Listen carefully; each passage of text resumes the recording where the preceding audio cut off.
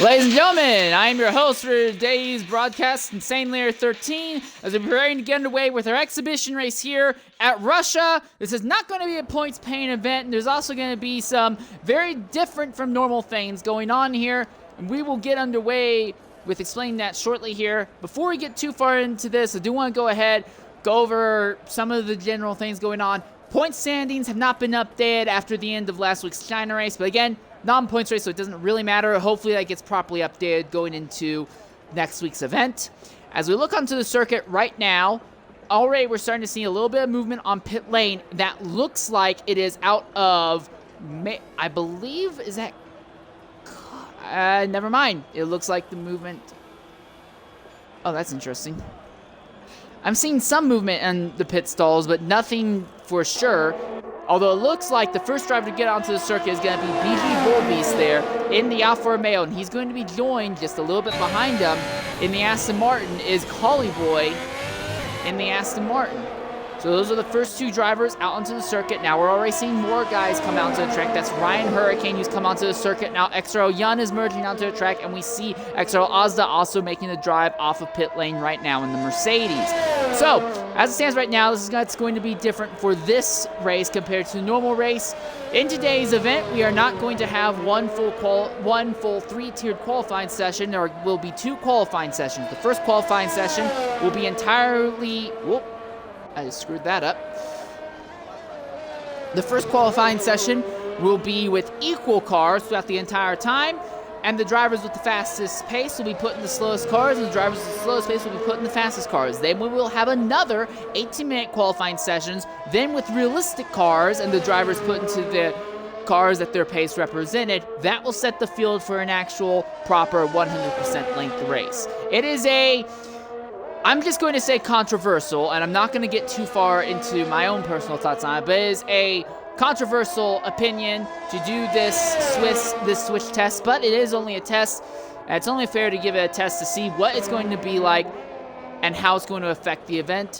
What we're going to do is we're going to go ahead, and in the broadcast booth, we're going to go out of our way to ride on board one lap with the Mercedes cars and one lap with the Haas cars, so you can get an idea as to what the difference will be between equal car pace and fastest car pace. So right now, XRL Ozda is coming in the last two corners. We're going to go side for a lap and ride on board with him around Sashi.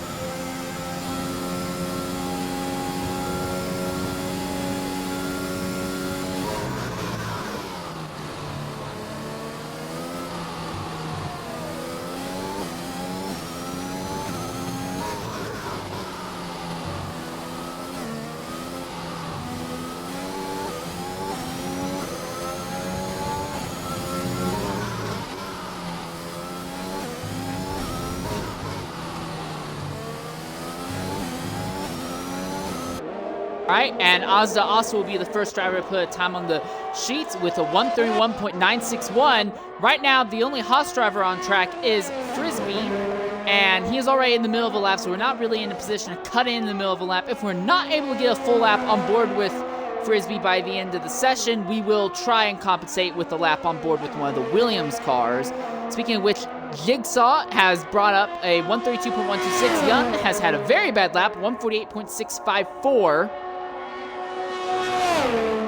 But those are the only three right now who have set times, although coming across the line, it looks like it's going to be the AlphaTauri and that will be Edgar, who sets a 132.888. He will be joined by Davis John in the Ferrari and Zola in the McLaren, all of them same times in the 132 range. As we watch Frisbee, he's already on the low fuel light, so this will be his only attempt here. He just needs to make it clean through this final corner, and he'll be the 7th driver to set a time in this first qualifying session. He goes to the top now with a 31.787. He's doing that on medium tire compounds. So a very interesting scenario there, because he is the only driver who is using the mediums. And he sets the fastest time on those tires. This is XRL Dragon, formerly known as XRL Raptor. He will set a time 132.810 now, so just 7/10 off of his McLaren teammate. So at least right now, it seems like the McLaren teams are very even when it comes to... Oh, and a massive accident for Dragon! Of course, it doesn't matter because we're in ghost mode, so there's no actual chance for multiple drivers to hit each other in this first qualifying session. But Dragon with a massive incident there right at the end of his lap. And as I was about to say, both McLaren drivers are really close in time, as are both drivers right now in the AlphaTauri cars, XRL Edgar and Ocean Lion 08. Level 6 Beasties just crossed the line with a 33.978. Torpedo is in the middle of a lap right now in the Ferrari. He has just exited Sector 1. But right now, I'm more interested in this man here, Frisbee, who is coming around right now, low on fuel, and trying to make it into the pit lane on basically fumes. Again, ghost mode means there aren't going to be any yellow flags anywhere on the circuit. And it seems like we're on very minimal, if not no damage mode, considering the impact Dragon had and how it basically did nothing to that car. But yes, Frisbee will make it into the pit lane without issue. This is Gabo in the Williams. His teammate. This is Ryan Hurricane. Hurricane's coming to the final corner. I don't think we're going to get a lap on board the Haas, so we'll spin a lap on board with Ryan Hurricane instead in the Williams to get an idea of what a lap is like here in Sochi with the Williams. My idea is that after the broadcast is done, I can go and make an edit comparing the lap times of Mercedes and Williams. Here we are.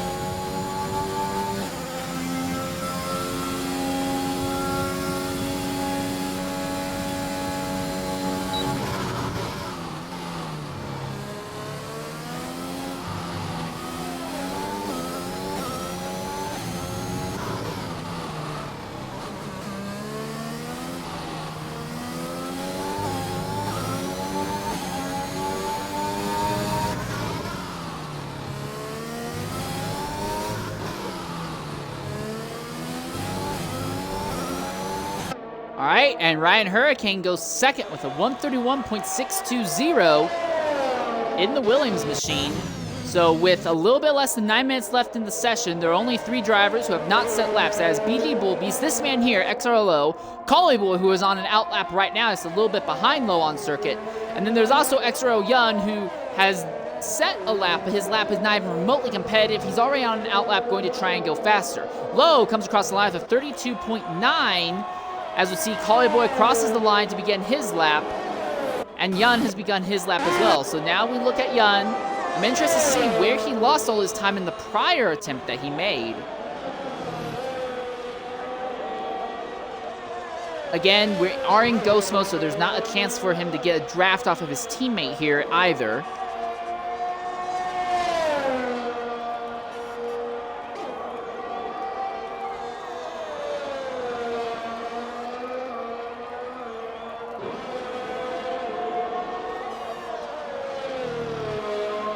He's down by about 1,700 at the end of Sector 1. As we now see Yun going through Sector 2. Mr. Excitement, as I like to call him, considering that he'll pull out a lot of crazy moves and bold strategies in races. Driving the number 73 Aston Martin machine. All right, now he comes down the back straightaway. DRS is open. That's his teammate Cully Boy a little bit farther up on the track. Bullbeast is back there exiting Sector 1. The Alpine pulls off. That would be low. Gabo improves at the top of the time sheet to 31.065, and Edgar now squeezes up there to 31.586.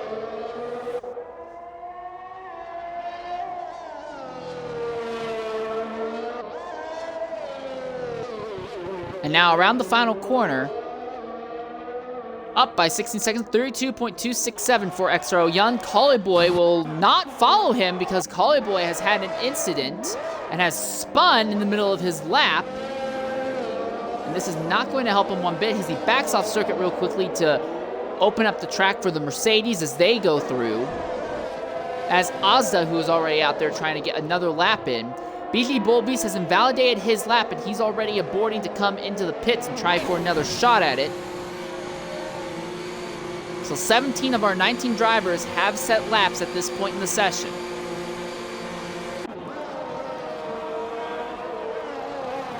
Beastian, who's at the bottom of the timesheets right now, trying to go faster. 133.978 is the time he has right now. Who is that? That is way off circuit there. That's Jigsaw. In the Alpine.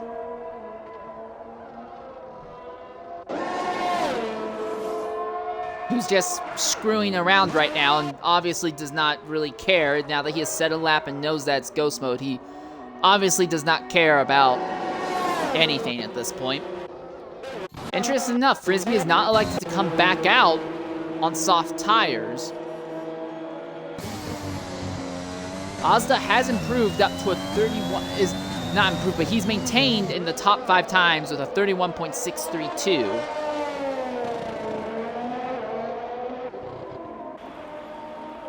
In fact, as we look at Ozda right now, he's in the middle of an invalid cooldown lap. In fact, most of the drivers on circuit seem to...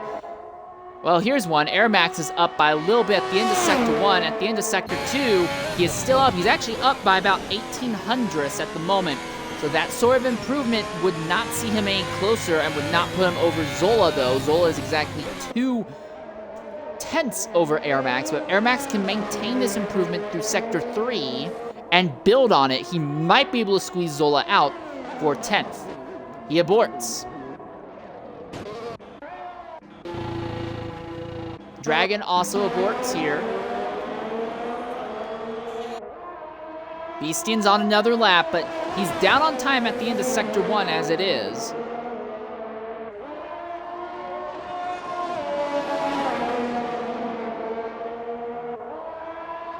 Now going through Sector 2. Bullbeast is on another outlap. Beastian invalidates. It's not going to help him whatsoever. So now the focus goes to Bullbeast here in the Alfa Romeo. I don't think Bullbeast realizes that Ghost Mode is on, so he's not going to get any aerodynamic wake off the car ahead of him. But he is backing way off as if he is. All right, and here we are. Frisbee is going to go out on a flyer here, by the looks of it. And the Haas on soft tires. So we will spin one lap on board Frisbee and the Haas to see what he can put down in this machine.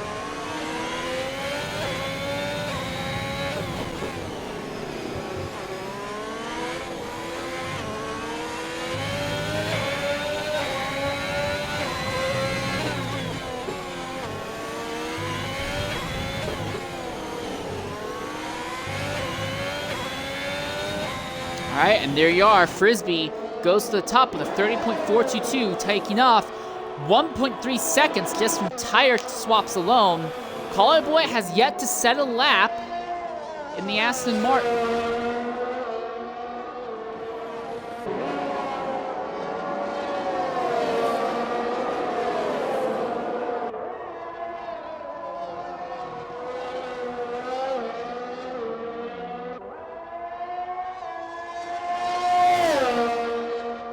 A minute and 16 left. The question now at this point is just, can Colin make it to the line in time? Lowe has retired in pit lane.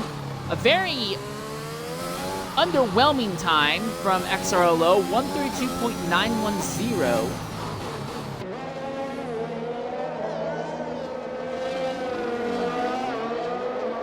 That's the AlphaTauri. Just gonna pull out of the way, I imagine.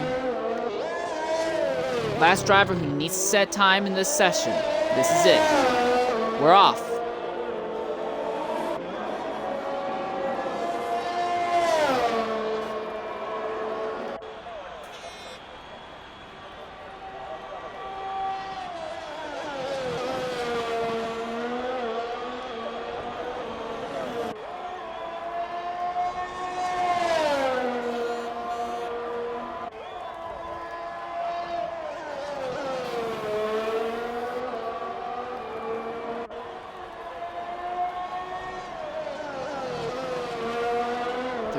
.551 at the end of Sector 1.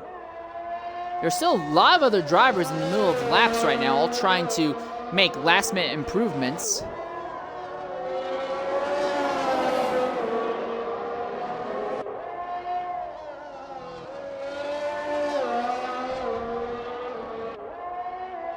So a massive spread in times, about 3.5 seconds right now from 1st to 18th.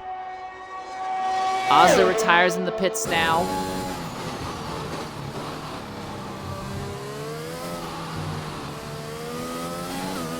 Now a series of 90-degree corners wrap up the run here. Here comes Collie Boy coming to the last 2 corners now.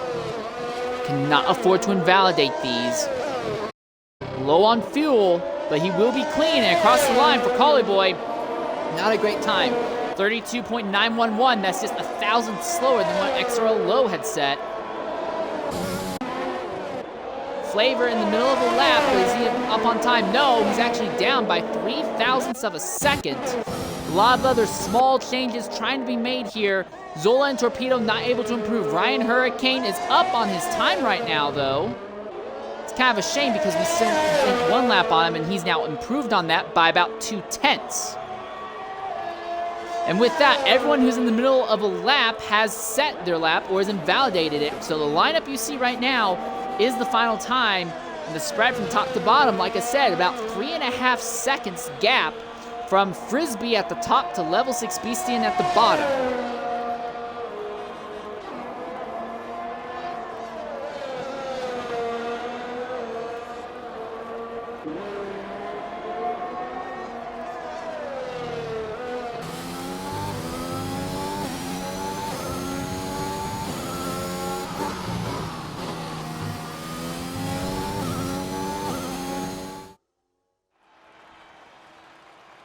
And these are our final times at the end of it all.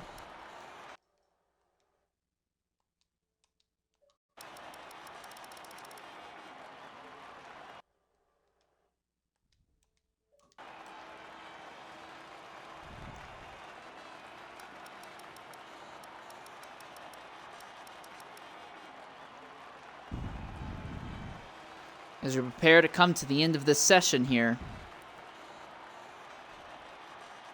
All right, and coming into the party is Frisbee, or should I say Frisbee, 1 right now. Frisbee, go ahead, include your audio. Fastest time in the qualifying session, 130.422 in equal cars in the Haas.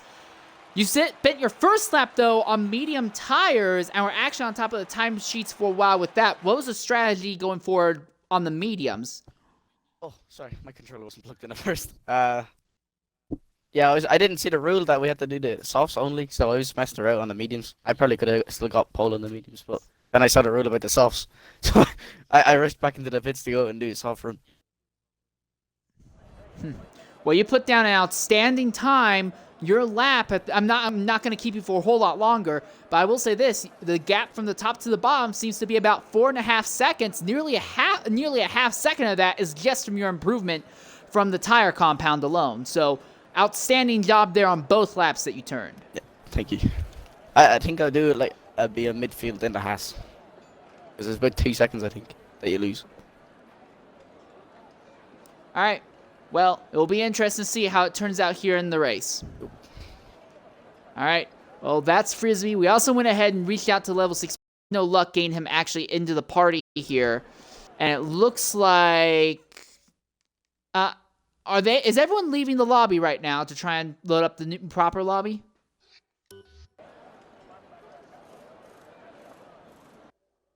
I'm not 100% sure what's going on right now.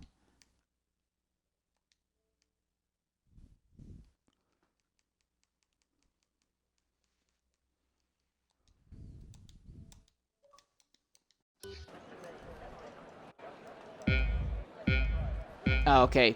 So yeah, everyone's left, so this is just a full AI grid, so this start really doesn't mean anything here. As you can see, everyone's in ghost mode as well.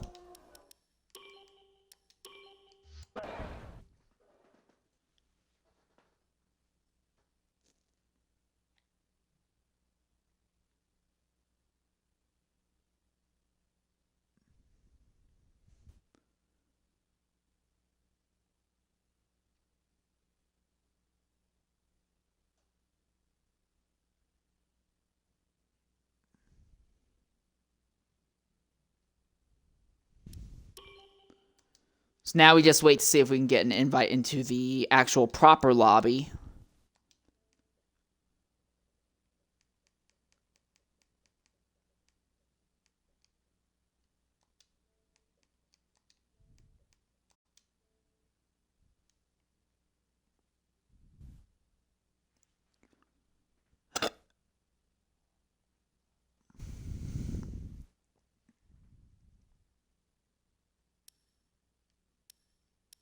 This is not the right lobby.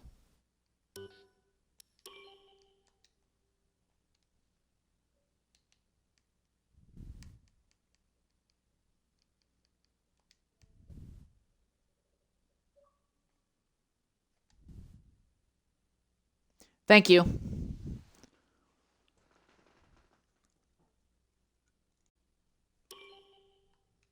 So now I prepare to ready up the race. Or not the race, but the the normal short qualifying under realistic cars. Everyone will be getting to the car that are supposed to represent what their actual time was set. Then afterwards, we'll get into the race itself.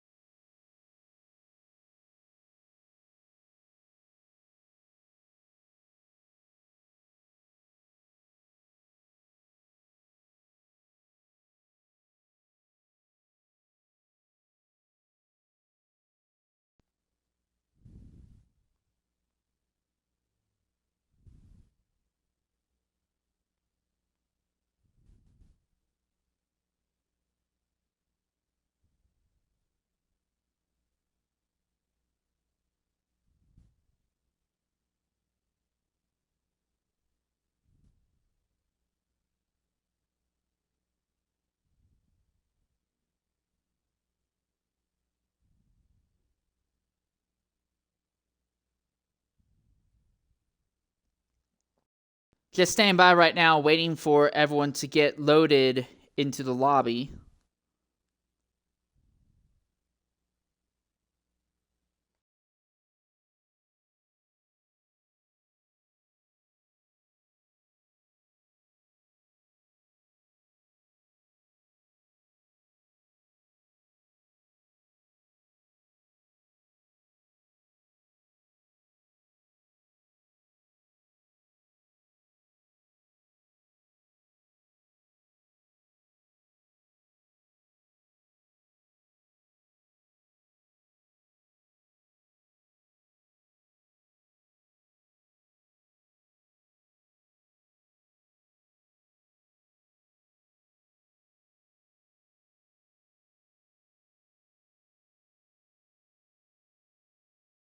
Waiting on 2 more drivers to join right now.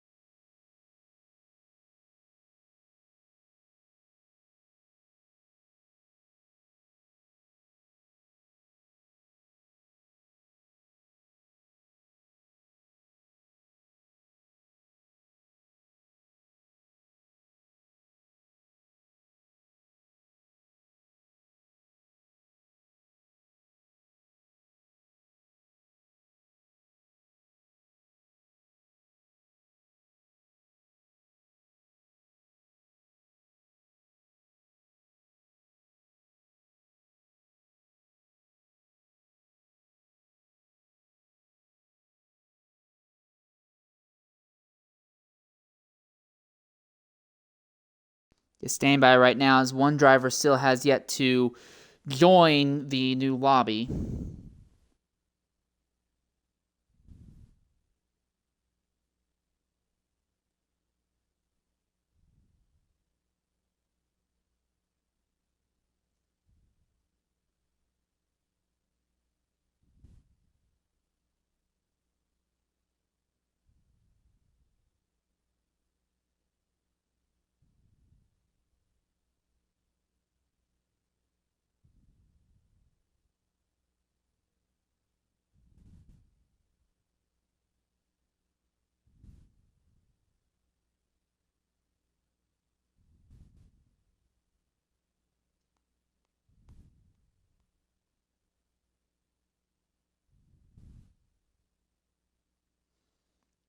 All right, here we are. Now everyone has gotten in. People are now beginning to file into the cars that at least is anticipated to properly reflect their actual driver abilities now.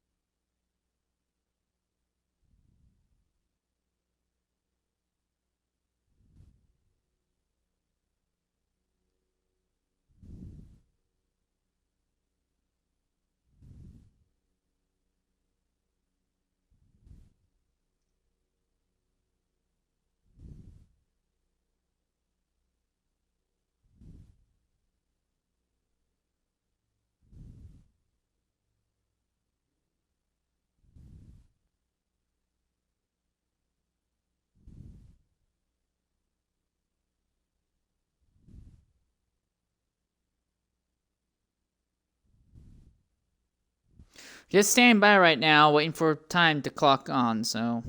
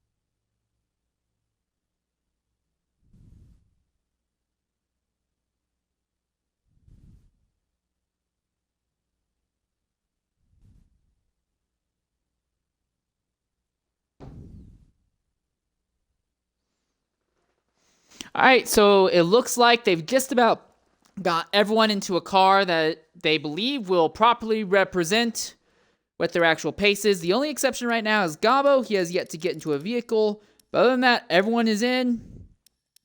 Few things stay the same. Level 6 Beast and XRL Flavor continue to hold the Red Bull camp. XRL Dragon now goes back into the Mercedes cars that he had been punted out of at the end of preseason. And it looks like he's going to be joined by Collie Boy in that drive. In the McLaren camp, we had seen XRL Zola in that, along with Raptor, now Dragon for a while. Now it looks like it's going to be Dave Ewart and Ocean Lion 08.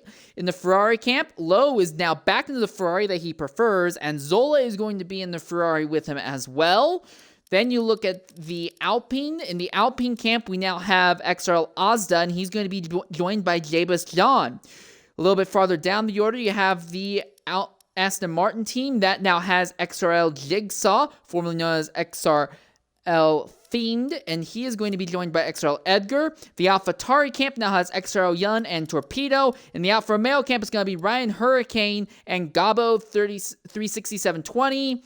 The Mercedes camp is now going to, the Williams camp will now see the drivers of A. Waddington and BG Bullbeast, and the Haas camp will now have Elfin Starfish, who missed the first round of qualifying, but he's already one of the fast drivers, and Starfish will be there with Frisbee. So what we're going to do is we're going to go out of our way to spin a lap on board with one of the Mercedes, one of the Williams, and one of the Haas's here, and for the Haas, we're going to try and prioritize Frisbee. For that, we're going to run a lap on board with them. So that way, after this is all over, like I said, I'm going to try and use some video editing and do some comparisons. But in this session of the upcoming session of qualifying, we will be looking at realistic car performance. Also of note, the gap from the front to the back was at 4.5 seconds. We are anticipating that gap will be a lot tighter. We talked to Frisbee after that first round of qualifying. He said that it was about a 2-second gap per lap between the Haas and the Mercedes, the Haas and the Red Bull. So it'll be interesting to see how that turns out. I'm personally of the mindset that I think the Mercedes might be a little bit faster than the Red Bull, but I don't really have any way to prove it. I am not the one who does all the intricate adjustments and stuff on the cars. So yeah, that was going to be the main thing I put my focus on. After the session is over, I will go ahead and talk a little bit about the tires that will be used in the event, though.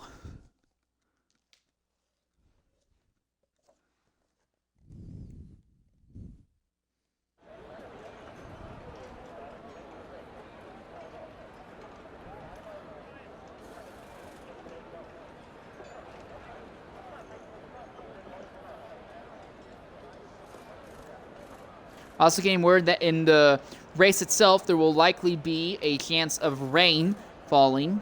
We'll get you more information on that when we get into the event itself.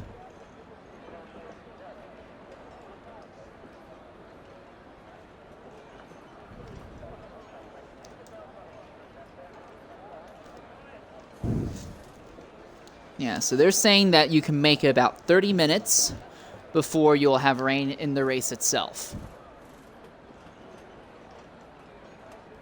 Also of note, and this is something else you'll need to take in consideration, if Frisbee in the Haas elects to go on medium tires and set his lap on medium tires, then we will have to compare his lap to that of Elfin Starfish's. But already we are now beginning to see movement on the circuit. And that looks like as XRL Ozda, who is coming down pit lane in the Alpine machine right now, and he is going to be joined by the McLaren of Dave Ewart, and just a little bit behind him right now, that is Bullbeast in the Williams. We did take a lap on board the Williams earlier, but Bullbeast is on medium tires. This is Jigsaw who's coming out of pit lane now. We're seeing medium tire, a lot of drivers deciding to run on medium tires, it would appear. Now we're seeing movement in the Haas camp. That would be Frisbee. He's one of the 3 drivers that we will spin a lap on board with in this session.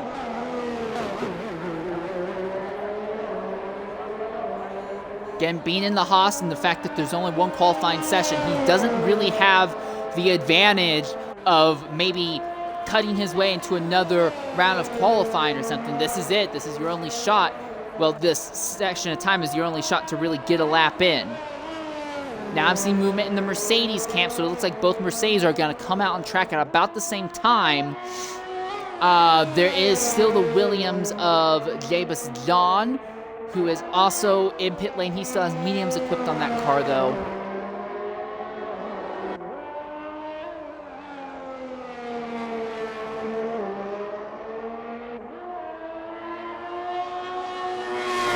Yeah, both Mercedes out on track at the same time. Also, something else of note is that now realistic, realistic contact is on. Contact is basically on. There are no more ghost cars, and realistic damage is going to be on as well. So we may see a little bit of shenanigans in the Mercedes camp with one of them trying to draft the other forward. All right, going to go silent, right on board a lap with Frisbee here at Sochi.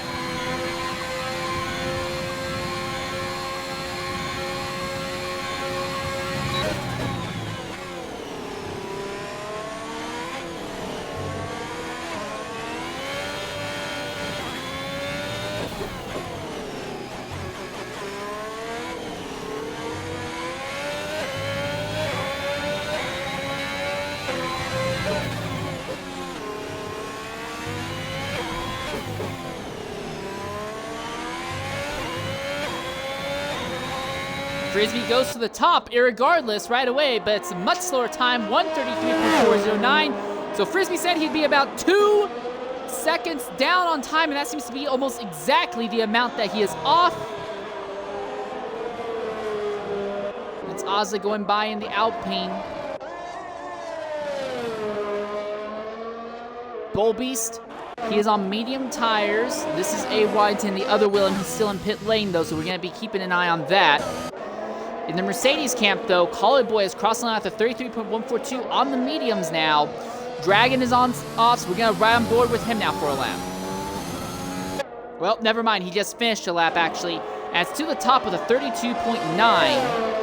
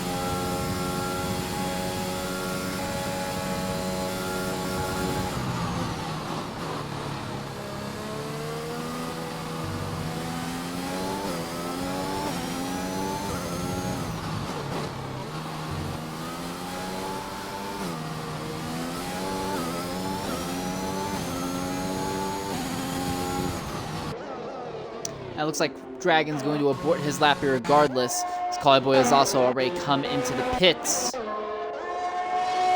Both of the Williams drivers have medium tires on right now.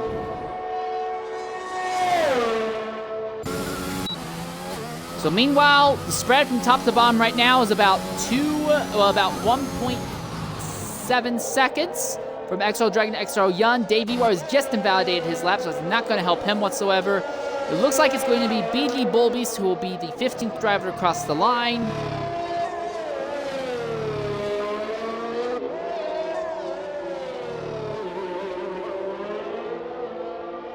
And he will set a time 1:33.299 on the medium tire compounds. Level 6 Beastian, he's now crossed the line to begin a lap of his own. And XR Low in the Ferrari is in the middle of an outlap right now as well. About not quite halfway through the session. Ooh, not a great run to the braking zone there by Beastian.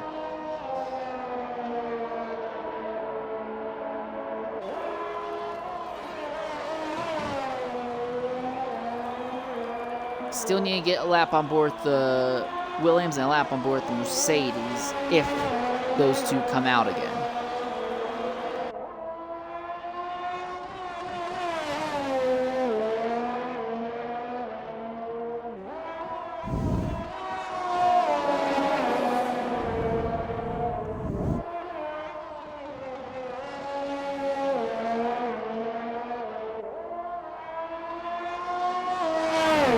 That seems to be an issue there in Sector 2. That's Ozda who has put the power down, spun, and hit the inside wall. There is now significant front wing damage to his Alpine. Now, he had gone 3 laps on that set of medium tires. Fuel low, though, and now with the front wing gone, he will have to come in. There's no way around it. Dave Ewar has come out of the pits. He is about to take another lap now. Waddington is preparing for another set of laps. He's going to do it on medium tires. There is another Mercedes out on circuit. That's Collie Boy, so we will be right on board with him shortly here. Flavor is on an outlap right now. Low is in the middle of his flyer.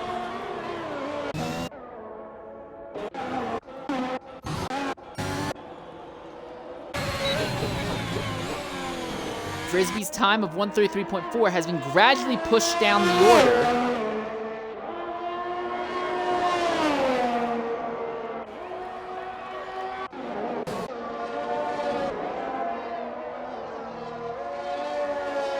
And that's Collie Boy, and we're going to be riding with him shortly here. Dragon also about to come back out onto the circuit here shortly. So if Collie Boy invalidates, we'll go back to riding on board with Dragon.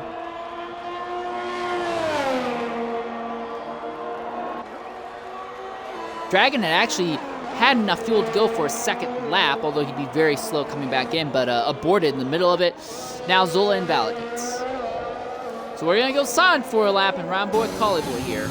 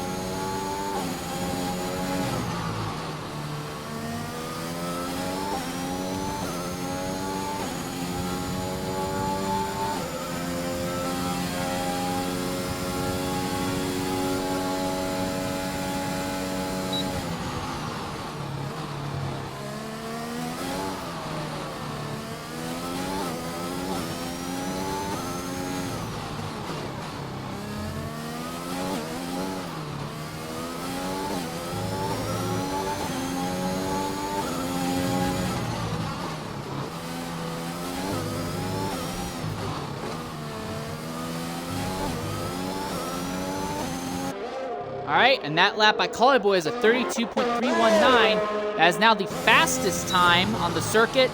Dragon has had an accident there in Sector 2, but we're going to go ahead and go silent and right on board now for a lap with BG Bullbeast in the Williams, and that will finish our data collecting for the session.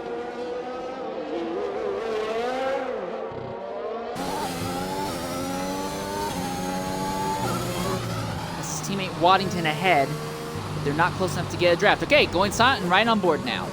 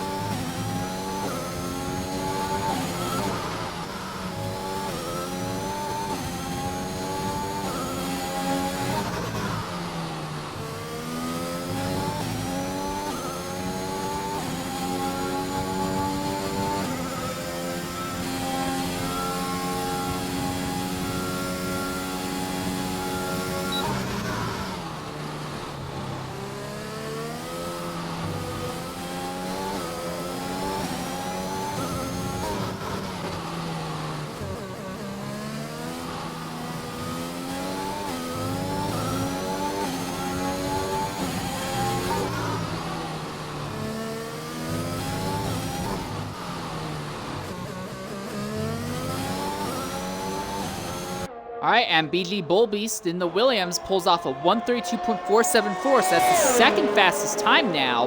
The spread in times from the top to the bottom, as it stands right now, seems to be about 2.3 seconds. Collie Boy with a 32.3 and with a 34.6 at the moment. Everyone seems to have elected to go with soft tires at this point. And although we have plenty of drivers who have already set their fastest times on mediums, almost all of them have elected to throw on softs and will be trying to go again on soft tires. So interesting choice, to say the least. But without a doubt, the top 9 all setting their times on the soft tires. So it seems like everyone's going to be on roughly the same strategy to start this event out. Elfin Starfish is 9th right now. He is the highest of everyone who had mediums for his fastest lap, but he is currently in the middle of a lap on softs. I think he invalidated his prior one, so he might not get another chance in. XRL Low, I'm sorry, no, Elfin Starfish has gone on softs, never mind.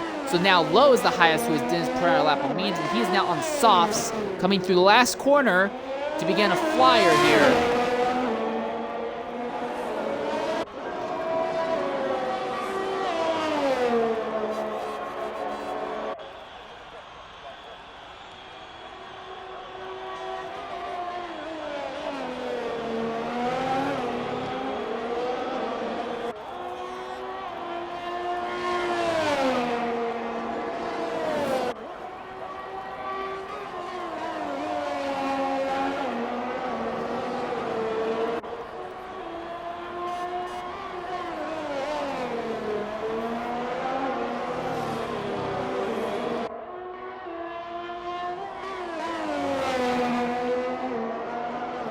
Watching the Ferrari take to it now, trying to see. The real question is going to be how many people are actually going to be left with. Oh, and there's been a Haas that's had an incident. That's Frisbee, who has had an incident coming out of turn 2.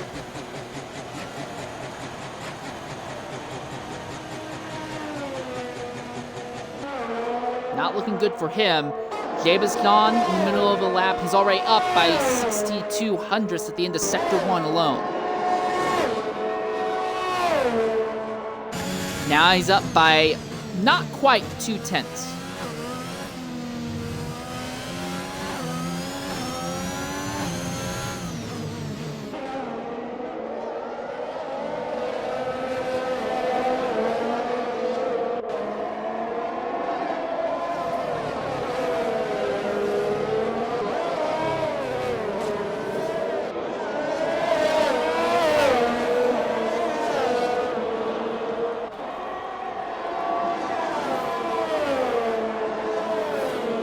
Swiss now has moved up to 7th, and the times continue to fall.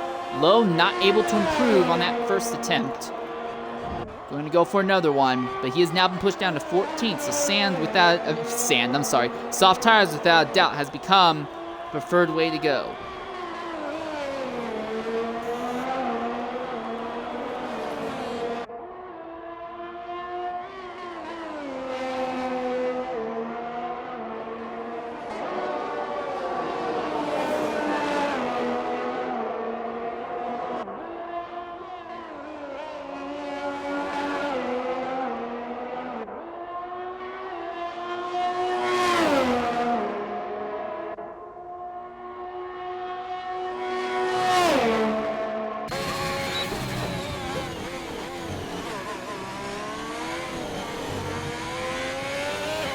Time's up in the session now.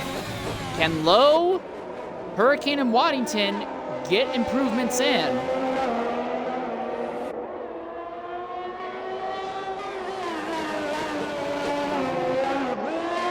Final corner for Lowe.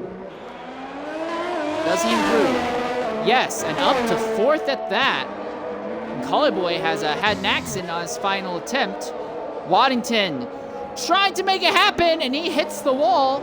So that lap is killed, so it looks like Waddington is going to be forced to start the race on the medium tires.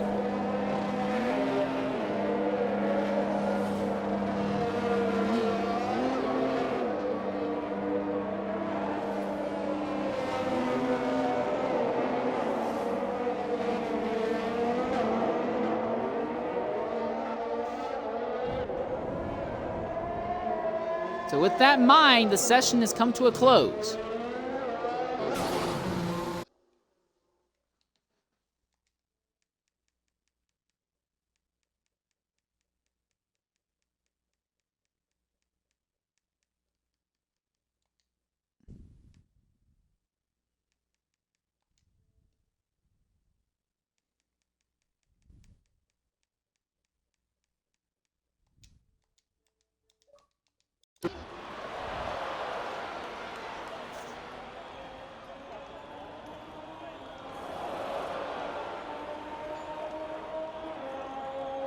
All right, and coming into the party right now is XRL Dragon, formerly known as XRL Raptor. Dragon, go ahead and include your audio. You went out there, you set one of the fastest times, and then when you went out there again, ended up with a crash there in Sector 2. What happened? Well, it was just a momentary break in concentration. I was 0.6 up on the lap through the midpoint of, I believe it was Sector 2. Just barely hooked the curb, brought it around, and that brought it around into the wall, and that would be all she wrote. I'm not gonna let it affect me during the race. I'm just gonna get out there, run my race, and let the chips fall where they may. All right, well, big thing to consider under these unique exhibition rules for this event right now. You are now back into the Mercedes that you started the season out in for a bit.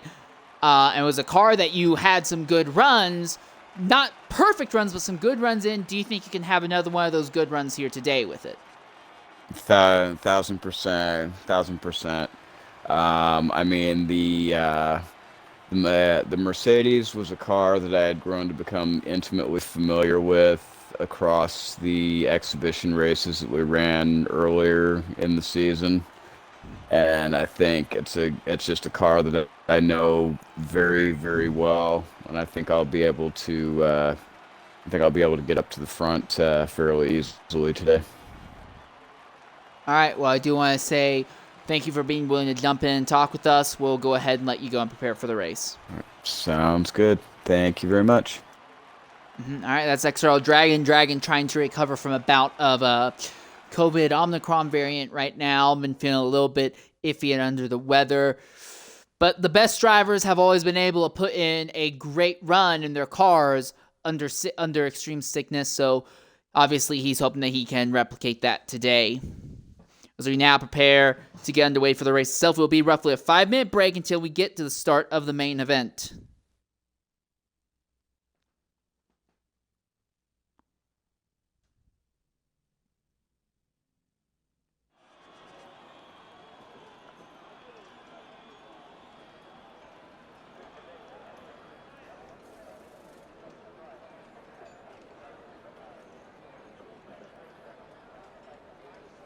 Oh, so we're just going right away? All right. Don't know how that happened.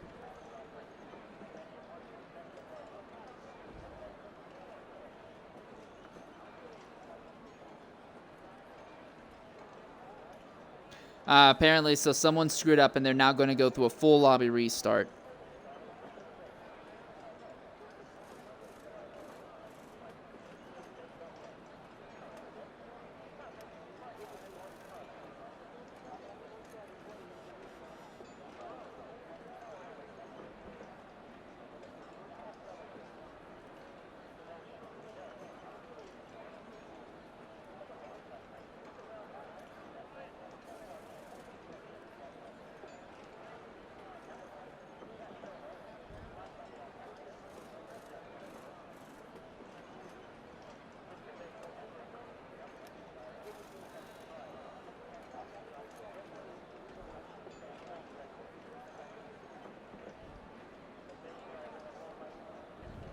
So yeah, despite the fact that we're running 2 shortened qualifying sessions instead of 3 normal sessions, we're actually going to be late due to game glitches. So this start here is not going to be indicative of what the actual race start's going to look like. That's a mess.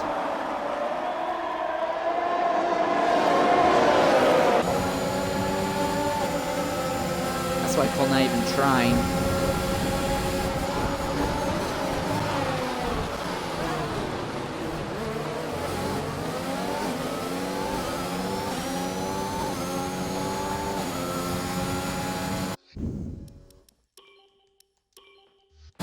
All right, so now we have an even longer wait until we get into the race itself.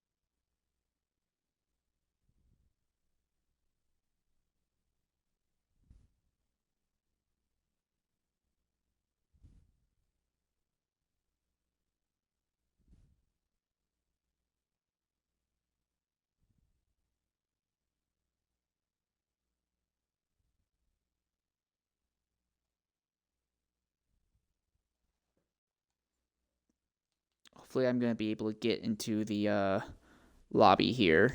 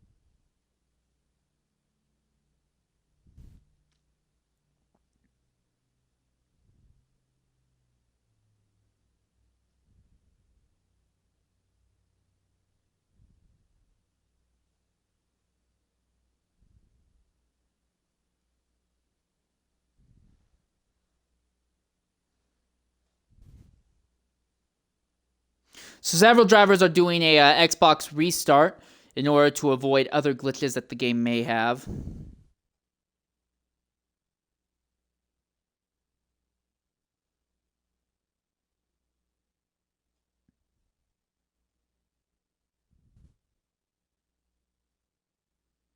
And it looks like everyone's here now.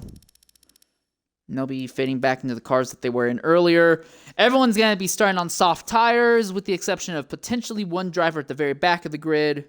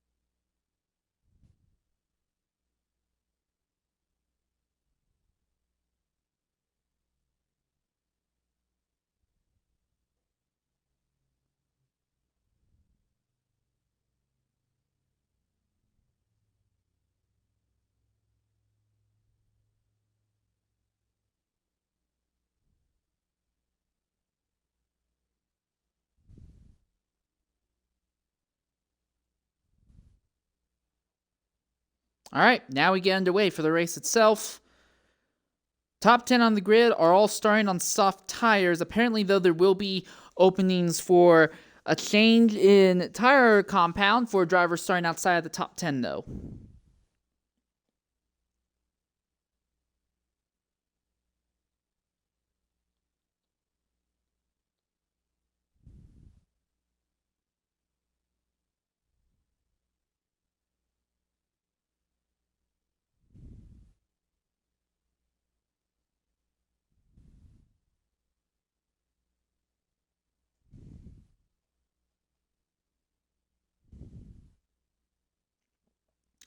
Jesus Christ, we're going right in, right away again?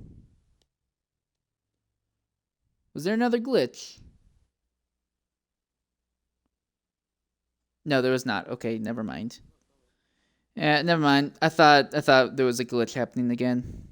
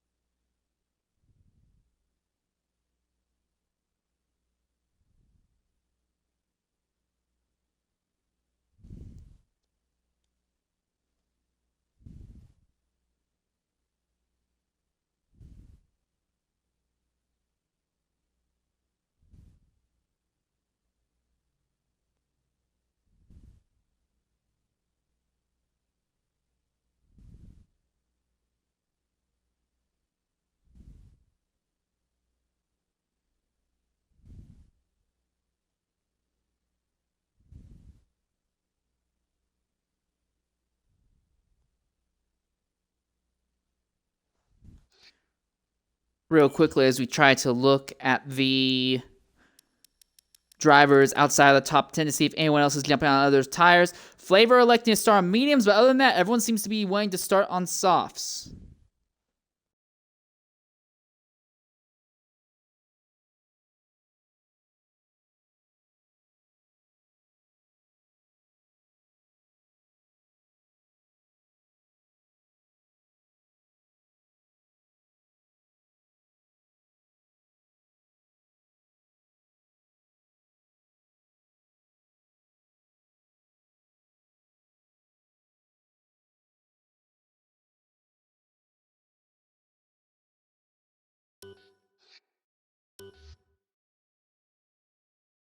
All right, and here we are going to get underway for the race itself finally. It's been a long delay, but finally getting underway for the race itself.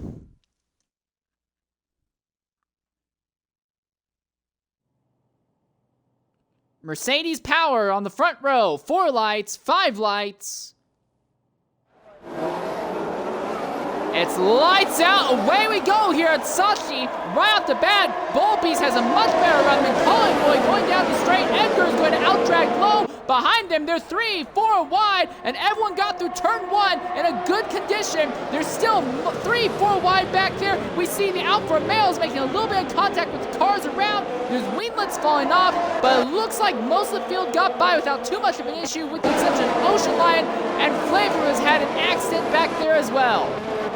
Oh, Yun has lost the entire front wing off of his car.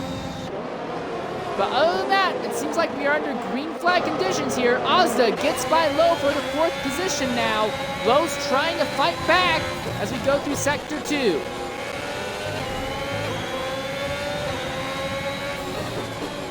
Waddington, one of the drivers who like to start on mediums. He's already up in the 9th position right now. Everyone's settled into a single file group at this point. There's a bit of a gap forming. Zola holds the back of this group. Here's Torpedo, and he's trying to keep Dragon behind him right now. That second Mercedes does not seem to be very happy in the traffic here on this very first lap. Gabo has now gotten by Jigsaw for a 6th position.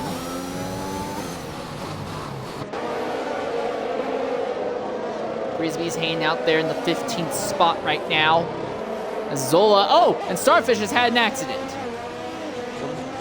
A spin coming into the 3rd to last corner. And that's not going to bode well for Starfish. The good news is he will be able to continue. Frisbee and Dragon both have to pit to repair damage, as does Ryan Hurricane and XRL Yun. So at the front is BG Bullbeast, followed by Callboy, Edgar, Ozda, and Low. Low seems to be losing touch with the top 4 right now, and that will leave him under threat of being passed by Jigsaw. Gabo is now beginning to drop positions, as now we see Jabus John get through there with a very desperate, bold move, going through turns 3, 4, and 5. So Gabo now falls back to 8th, and under threat from the Williams of Waddington. Collie doing everything he can to stay within range of Bullbeast right now.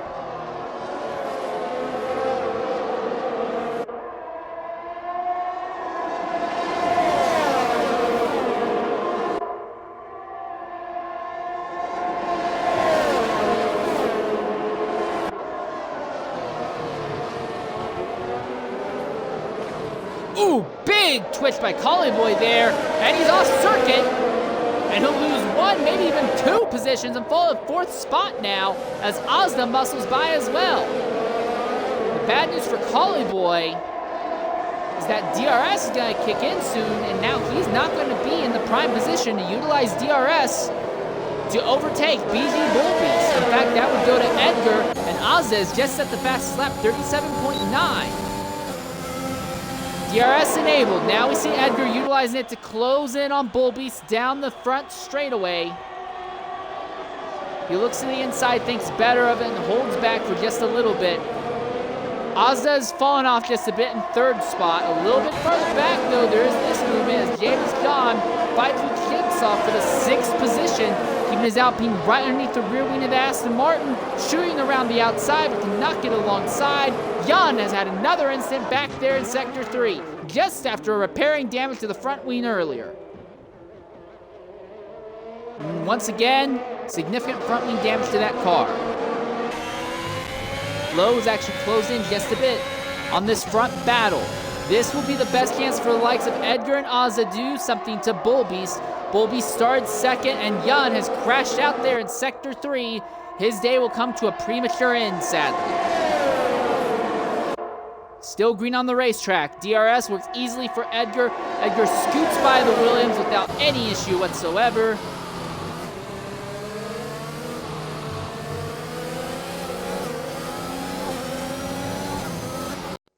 Next, Jan now is pulled off the circuit. We'll try to get Jan into the party here real quickly to see what he has to say about his very short time in this event. As they come back onto the main straightaway, Edgar sets the fastest lap now, 37.217. Obviously, DRS had a big hand in helping with that.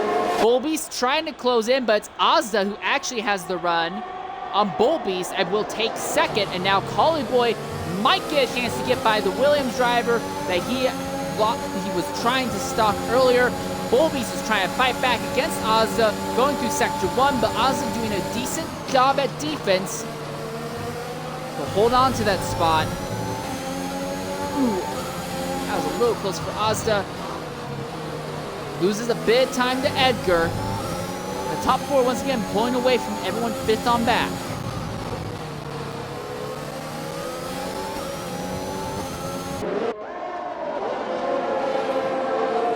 Ozza staying within 7/10 of Edgar, actually closes it down just a bit to 6/10 just before they get to the DRS straight. He's actually even closer to 6/10.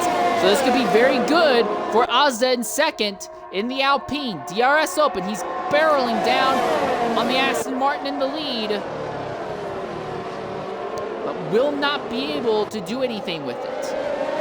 Not yet, at least. So the entire top 4 all close in a bit once more.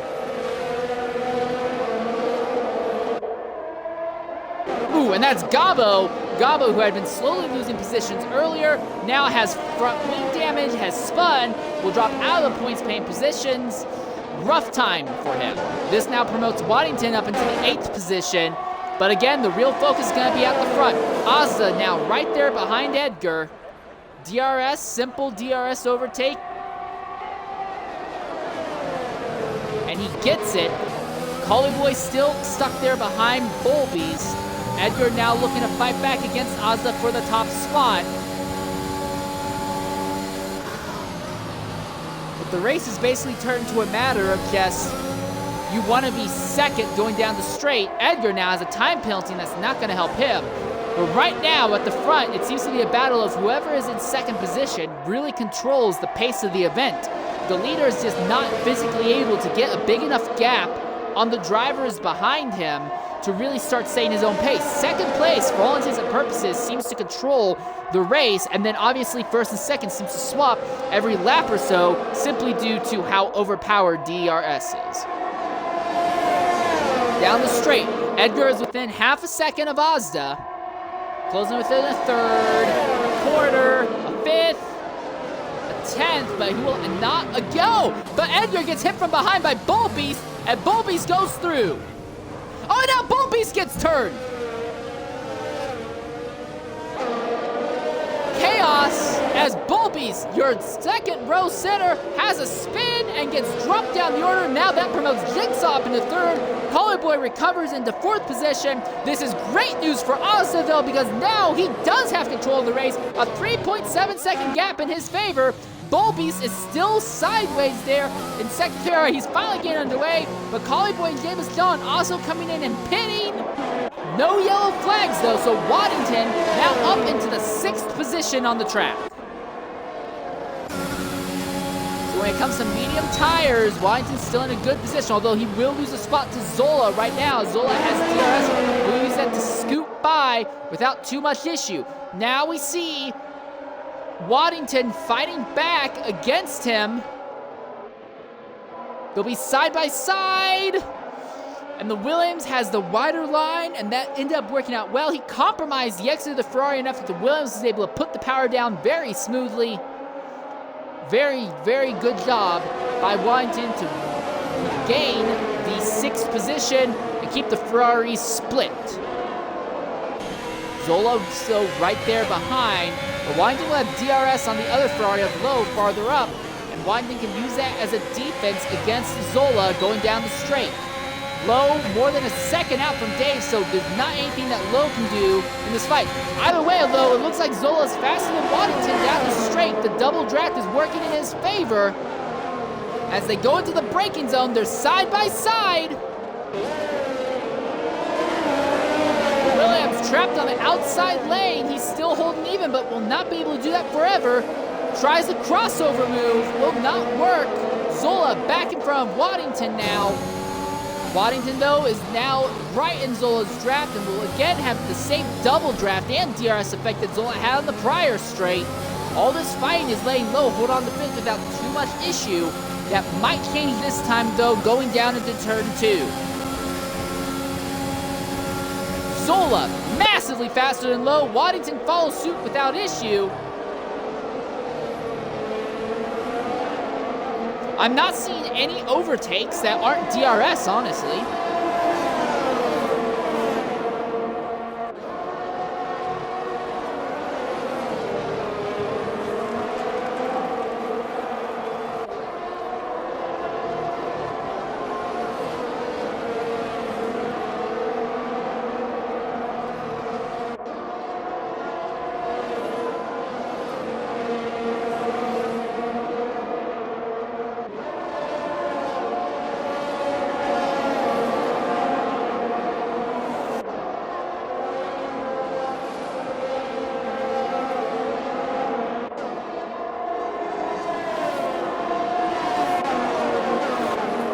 Most of the drivers at the front have spread out just a bit.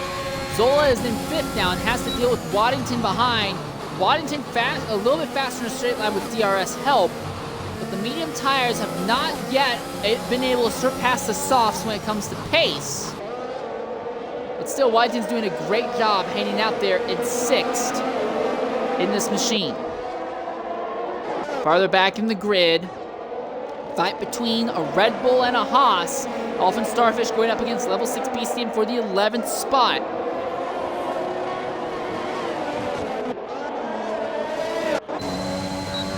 Zola actually closing in on Dave Ewart.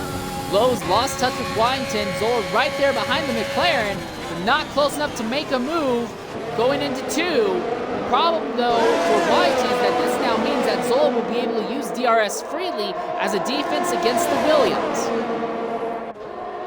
Dave trying to keep the Ferrari behind. Word is that rain may be coming onto the circuit in the next 15 minutes. Again, there was a lobby restart, so the earlier predictions for rain have kind of been thrown out the window, but there is expected to be rain maybe in about 15 minutes. Beastian holds off Starfish there for 11th.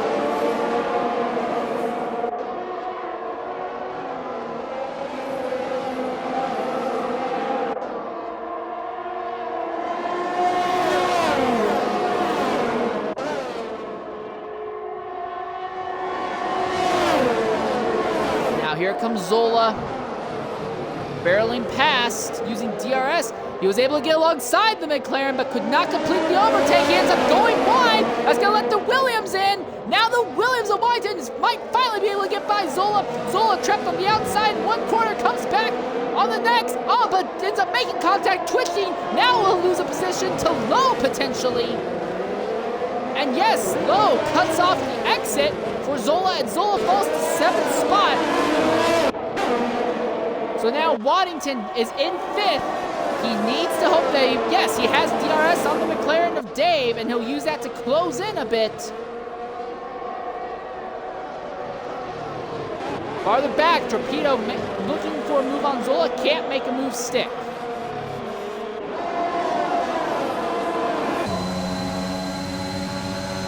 Frisbee gets a time penalty back there in 17th position now.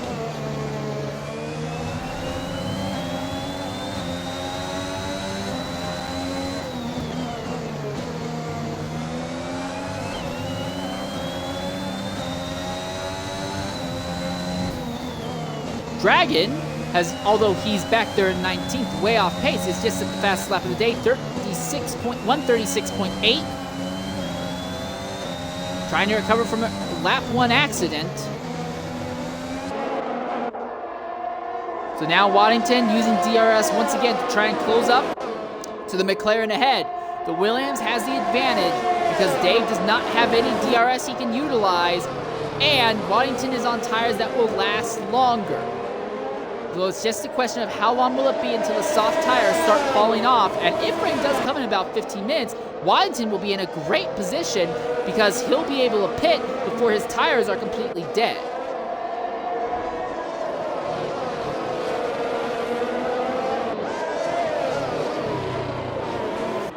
Zola now gets a time penalty. Ooh!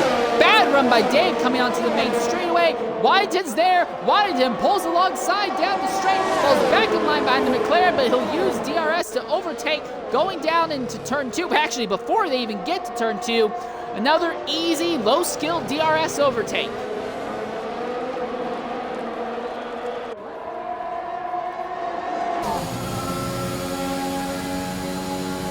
Dave gets back by those, so an outstanding job by Dave holding Waddington off there.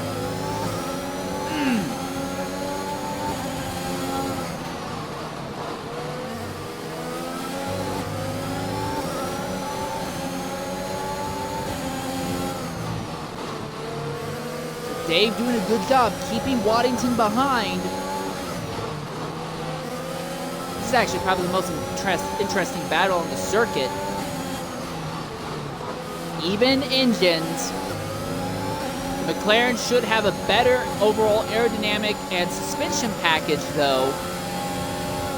Tires could go either way at the moment. Here we are, easy DRS overtake or not, because it ends. They're side by side going into the braking zone, and the Williams does get it finally. It was bound to happen. And it looks like the soft tire compounds are starting to fall off. Oh, and now Dave loses position to Zola. Dave got forced a little bit offline by the overtake and was struggling in the following corners. Zola was able to capitalize and squeeze through. So now Dave falls from 4th to 6th in a lap. Now it goes to Zola to see if he can get back by Waddington. Dave now has a time penalty as well now.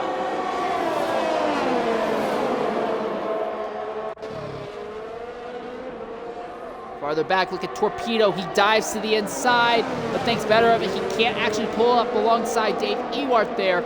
And Zola closed right in behind Waddington, but could not get alongside of him into the braking zone.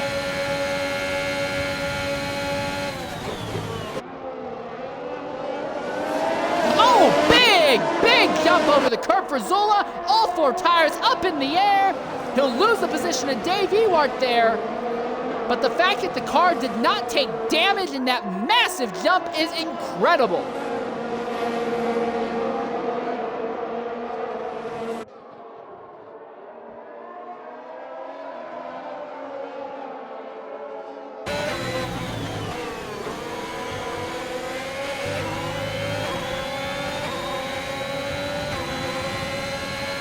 Dave now able to use DRS to open up a bit of a gap on Zola. Torpedo actually has speed on the Ferrari going down the straight. He's not able to get alongside of him though into the braking zone.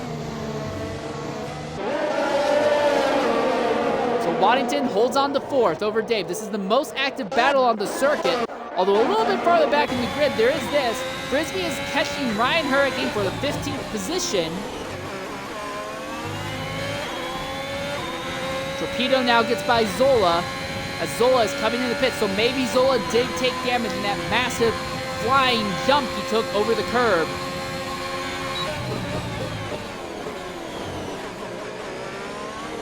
Frisbee getting right there behind Ryan Hurricane, can't really do anything to him. And yes, they changed out the front wing on that Ferrari, so there was front wing damage in that incident. Dave now right there behind Waddington, but Torpedo is hounding them both. You can actually see how much those cars lean going through those corners. It's actually kind of cool.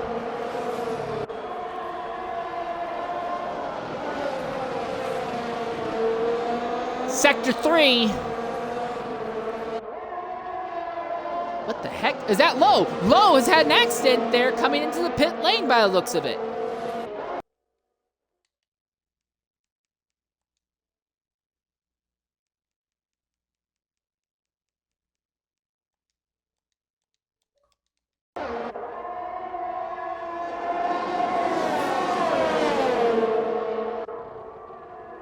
So the battle for fourth rages on, but right now the advantage seems to be going to the Williams because the medium tires are working out very much in their favor.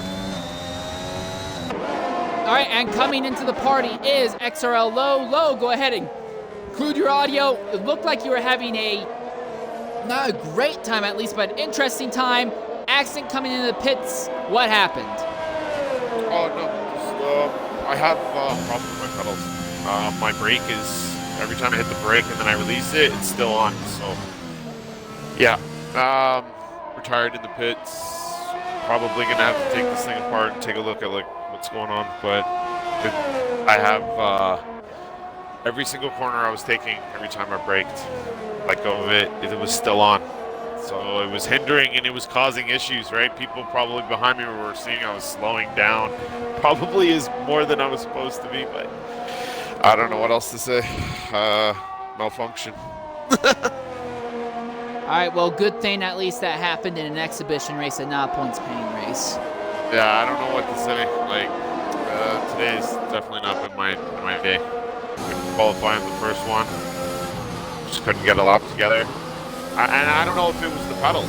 I was genuinely not watching that. And then as I was going, I'm looking, why is my brake still on? So I click it back behind with my foot after every corner because I didn't know what else to do. There's nothing I could do. Well, I couldn't pause. So I was like, oh, I have to get out of here before I ruin somebody's race. Yeah, fair point. And at least personally, I respect the fact that you were willing to back out before you ran the risk of damaging someone else's racing car. It's a shame, though, that we're not going to be able to see you on track to the end of today's race, though. Yeah, definitely wanted to get some data for these guys for the whole point of this. But I can always do data on the side with people. It doesn't matter. But the thing is, I don't even know if I'll be able to race tomorrow. I gotta look at these pedals and see what's up and see if I can fix this or whatever I can do. But it's sticking pretty bad. It's not looking good. All right, well, thanks for being willing to jump in and talk with us. Hopefully we'll get to talk to you again under kinder circumstances going forward. Yeah. Just do. All right, well, we continue to watch this really intense battle between 4th, 5th, and 6th. But as this is going on, the advantage continues to go more and more in the favor of Waddington. He has the track position on medium tires, so his tires are in very good condition now coming out of corners. Dave Ewart and Torpedo at this point doing everything they can to keep up with the Mercedes power going down the straights. But once they catch them, and as long as there's DRS, they close right back up. Torpedo, though, is the real wild card, and here we are. Dave is now more than a second out of Waddington. Coming onto the straight this time, this could be a chance for a Torpedo to get by the McLaren. The AlphaTauris have been known to be very fast in a straight line due to their low drag profile. He shoots to the outside. This will be good for him. Easy overtake for 5th spot when they get into the braking zone. And Torpedo actually was able to get within a second of Waddington in the process. Now Ocean Lion has caught his teammate Dave. This might work out for Torpedo. If he can maintain this gap, he might be able to get back within TRS range of Waddington for a little bit longer. Ooh, big twitch by Ocean Lion there. And yes, Torpedo within a second of Waddington as they come across the DRS detection zone. So Torpedo now is going to have his chance to go against Waddington. But again, Waddington has the track position and he has medium tires. Realistically, it just comes down to a matter of who has the better straight line speed. It looks like it's going to be Torpedo, but he can't parlay it into an overtake going into turn 2.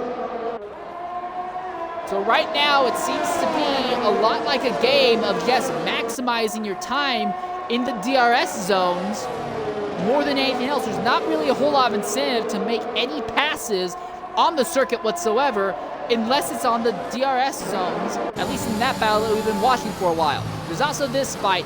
Elfin Starfish, BG Bullbeast, and Collie Boy all having a little bit of a scuffle for ninth. In this one, Collie Boy is on fresher mediums, Starfish and Bullbeast on worn softs. This would be for the 9th, 10th, 11th position, so there would be points up for grabs if this wasn't an exhibition race. Torpedo has a great run on Waddington down the straight. He will make the overtake easy with DRS. You can see it happen on the map. There we are. Collie Boy, great run against Bullbeast, easily overtakes him. And looks like he might be fast enough. He can get right underneath the rear wing of that Haas of Elfin Starfish. Coming into the braking zone. He actually backs out just a bit. Doesn't want to run to the back of Starfish. But right now, it seems like the medium tires are the key choice of tire to be on. Oh! Big off there by Starfish, and that leads to both the Williams and the Mercedes to back out a bit in the process. Farther back, it looks like level 6 Beastian is coming into the pits back there. He wants off his set of tires. Now Torpedo back by Waddington there for 4th position, but has to run off circuit there to try and make it stick. Waddington on the outside on medium tires, Torpedo on the inside on softs. It looks like it's going to go to Waddington, though, because Waddington is just able to get through the corners way better than Torpedo. Torpedo has a massive monster going down the straights, though. This is right off the side of Torpedo's machine, neck and neck for 4th and 5th position. They're still side-by-side for a position. They've run side-by-side for about a third of the lap now. They're still side by side, and there we are. It now goes in Waddington's favor, but now Torpedo will have DRS over the Williams, as will the 2 McLarens. So we now see Dave Ewart gained by Waddington. Here comes Ocean Lion. He charges down the Williams. Can't do anything to him, though. The gap's too big. Ozza coming into the pits. So Edgar stays out. The track now beginning to turn a little bit dark as cloud cover descends on the circuit. So while Waddington has obviously the better choice when it comes to tire life and strategy, it doesn't matter because I'm going to be honest, I think the change in driver-car combinations has led to a scenario that DRS has become ultimate team. There's almost no overtakes happening unless it's via DRS assist at this point in the event. Now, he has seen some good side-by-side action, but it basically is because one guy gets pulled alongside someone else in the braking zone, and then neither of them are able to really gain any advantage over the other throughout the rest of the lap. Ozza coming back onto the circuit on soft tires. He'll come out onto the track in 7th position. So that now means the Aston Martin team now has 1st and 2nd. 12-second gap between 2nd and 3rd alone. This fight continues to rage on very intensely. The big thing is that as long as these guys keep fighting, Ozza is going to catch up, and Ozza will be faster in every one of them, no cap. I like saying no cap, even though it's a stupid thing. Ooh, big twitch by Dave Ewart there. He closes it back down to about 6/10 of Torpedo, but loses time a bit because the car is not as good putting the power down. He has DRS, he'll use that to close back in and open the gap on Waddington. But Torpedo will have a small advantage because of the low drag aerodynamic setup that AlphaTauri has. Ozza already now within spot. He's right there behind Ocean Lion. Gives him a little bit of the chrome horn in Sector 3. Now he looks to the outside of the McLaren. And boy, Ocean Lion pulls way out of it. He does not want to fight with Ozza. He knows Ozza's in a pace of his own right now. Dave Ewart, bad run coming onto the straight. Waddington will have a good shot against him here. They both have DRS though going down the straight. Ozza's faster than both of them. Ozza dominated 3 wide, thinks better of it though. Side by side, and it's going to be Ozza who scoots by Waddington. No, yes, he does. It's going to take a long time to do it. And then McLaren gets turned by the Williams and saves it. Dave Ewart gets turned by Waddington and saves it in one of the most difficult parts of the circuit. Outstanding job on his part. So now Ozda there in fourth, behind Torpedo in third. So Ozda, even with the tire changes, storming back up the field right now. He has pace that no one else seems to be able to match right now. Hanging out behind the AlphaTauri, and they're coming to the next DRS zone, so it should be an easy open shut DRS overtake for him. And even though the AlphaTauri has the advantage of a nice straight line speed, it won't matter because Ozek will be able to outbrake him with the fresher tires as well. There's the overtake.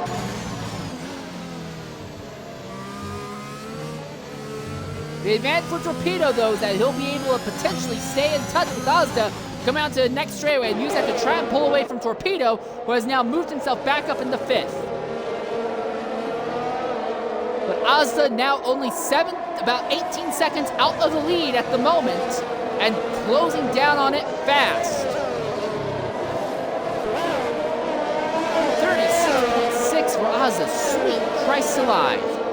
So Ozda goes from soft tire to soft tire. I would wager a bet that he is betting on rain falling, so he's going to run full bore, soft until wets come, until the wet weather tires are necessitated. Not a bad strategy. Waddington now has caught Torpedo, as Ozda's already opened up a 1.4 second gap. Impressive job. And Frisbee, an accident there, right coming into the last few corners. It looks like he had his accident trying to come into pit lane. And that is a full course safety car. And now the entire race is blown partially open.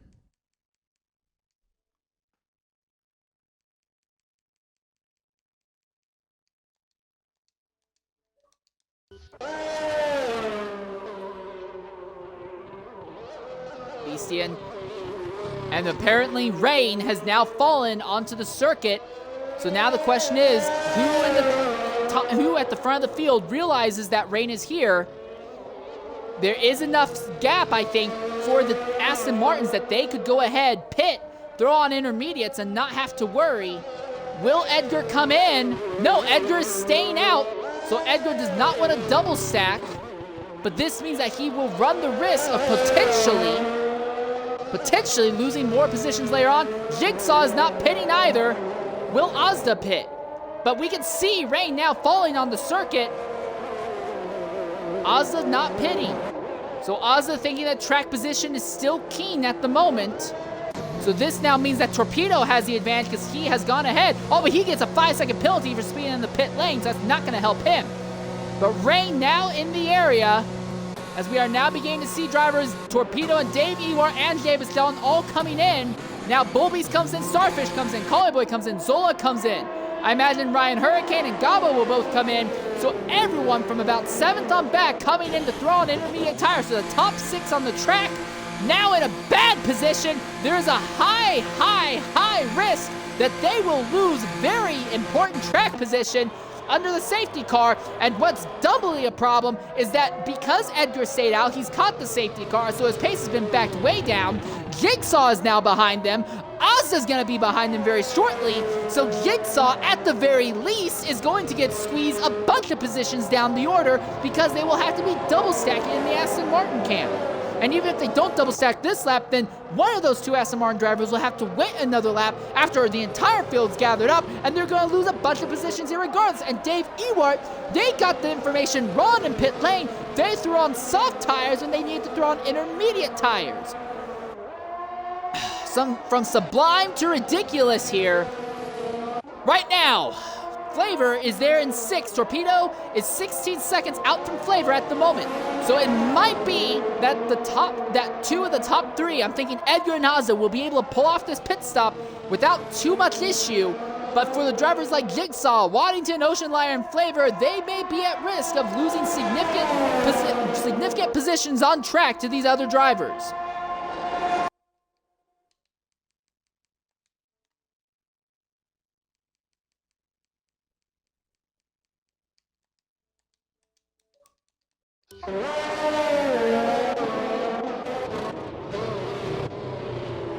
Coming around. Edgar and Jigsaw and Ozda staying out. So the top 4 stay out this time. Ocean Lion and Flavor come in. Why are the top 4 not changing tires? That is the big question right now. Dave Ewart coming in. He'll now put the intermediates on. So at the top 4, though, they, for whatever reason, have neglected to get onto wet weather intermediate tires.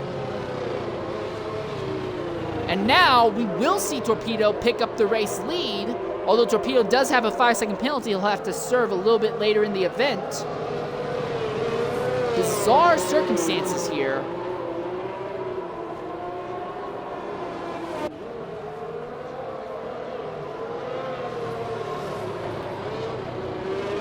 Back of the grid still very much shaken up. Now in the Collie Boy camp, they threw medium tires on the second Mercedes. So they've effed up again. And twice now they have tried to put intermediate tires on, and twice the signals have been scrambled. Do they not have intermediate tires ready for him? Because as this continues, Bastian, who is at risk of going a lap down, is going to overtake Collie Boy for that position. And of course, there's still the query about what the heck is going on with the front 4. No one in the front 4 positions have come down pit lane to put on intermediate rubber.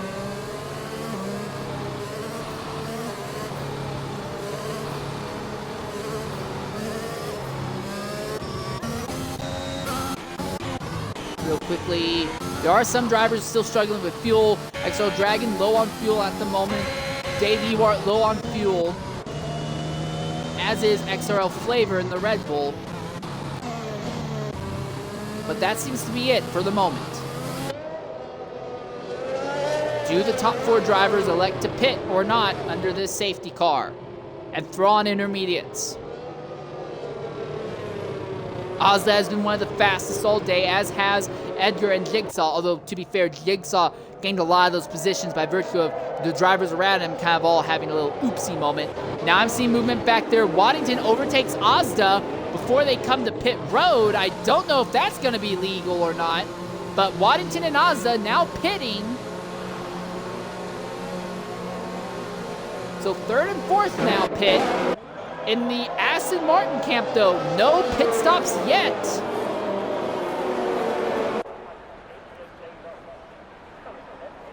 Curiouser and curiouser. But this has dropped Waddington back to 14th position and Ozda back to 15th. Collie Boy now coming down pit lane. And they will finally equip intermediate tires on that machine. Now what could have been a few positions gained has turned into a comedy of errors in the Mercedes camp for Collie Boy. 3 different pit stops to try and get proper tires on. And there must have been damage that Bastian took somewhere. And they're playing softs on Bastian's machine. Ozda, are they anticipating the rain is about to go away or something?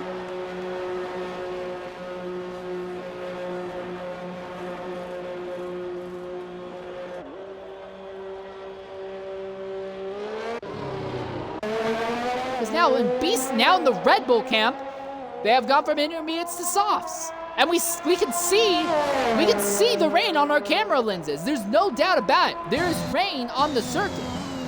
Like right on board, you can see it rolling down the car. But yet, retardation.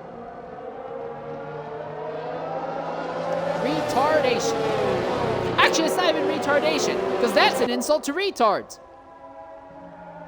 I don't know what the heck they're doing in the Red Bull or the Mercedes pits. And I don't know what they're doing in the Aston Martin pit either. But we're still under a safety car. There's been no inference that we're going to go green yet. Because the field is not all gathered up still. Bastian's still way off pace. What in the world is this? And again, the Aston Martins stay out.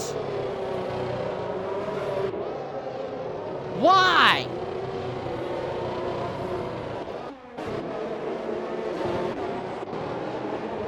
JV War is... Oh, now we see Azda coming in. What? I guess they must think that Rain might be going away shortly. Nah, front wing damage on the Alpine. And Azda, the fastest man all day, is now relegated to last place. And Beastie, they kept the Red Bull out when he is on slicks on a wet weather racetrack. What is wrong? You know, I don't normally vote on driver of the day. I can't. I'm a commentator. And this is not a fault of the driver, but I want to vote for worst team of the day. Worst team of the day is right now a toss-up between the Mercedes and the Red Bull guys. What are they doing to their drivers? Collie Boy had to make 3 different pit stops to get that car fixed.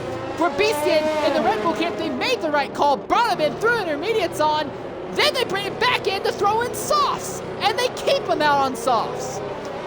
What are they doing?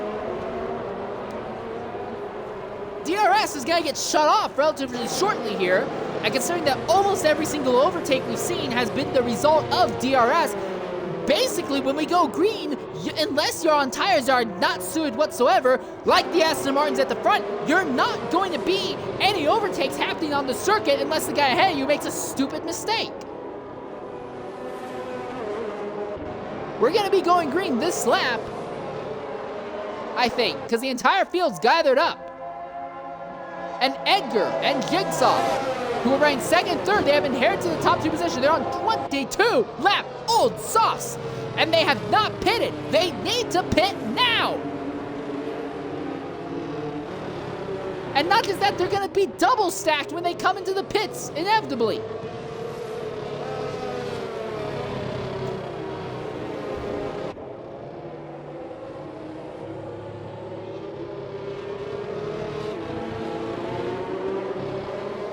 All right, if they don't pit, they're not pitting. Okay, cool. This will be interesting. How do the Aston Martins think they're going to take the circuit on very worn softs coming to the green? Torpedo has the advantage. Green flag is out on the racetrack. Waddington pits again to repair damage. Top 3 immediately form a breakaway from the rest of the field. Jigsaw right behind Edgar. He looks to the inside, neck and neck into the braking zone. Edgar cuts Jigsaw off. Jigsaw slides offline. He doesn't even have the slightest hint of grip in the corner. Torpedo easily takes the spot. James John losing several positions, not having a good run there. Look at how much Torpedo can close up in the braking and accelerating parts of the track. John gets a penalty now for corner cutting. And Ryan Hurricane falls down to 12th. Bad restart for him.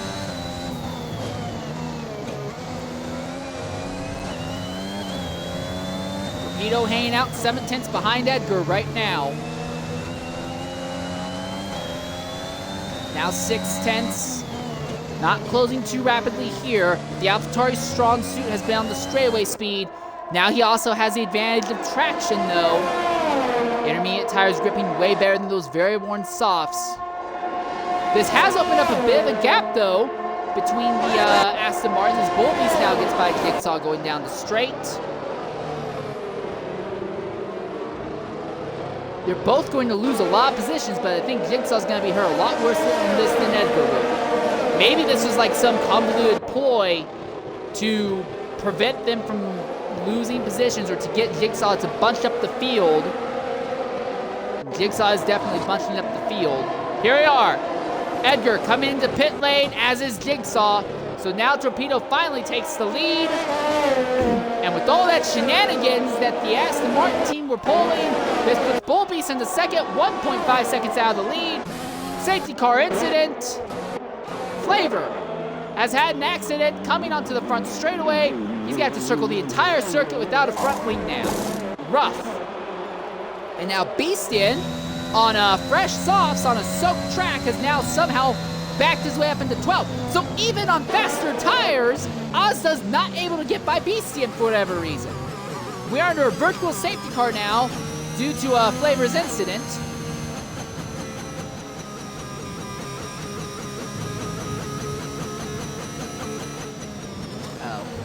And we're getting word the reason Ozda was not able to get by Beastie is because Ozda had a spin just as the safety car ended, so he needed to rush to catch up to the grid. So I take that back, but other than that, I imagine once we go green, we're not really going to see a whole lot in terms of overtaking, even though there are a lot of guys bunched up from about 3rd on back to 11th.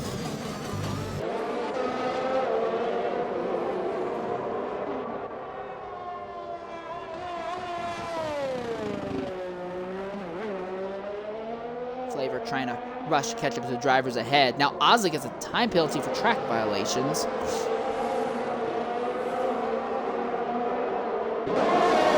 Alright, and there we are. We're back under green now.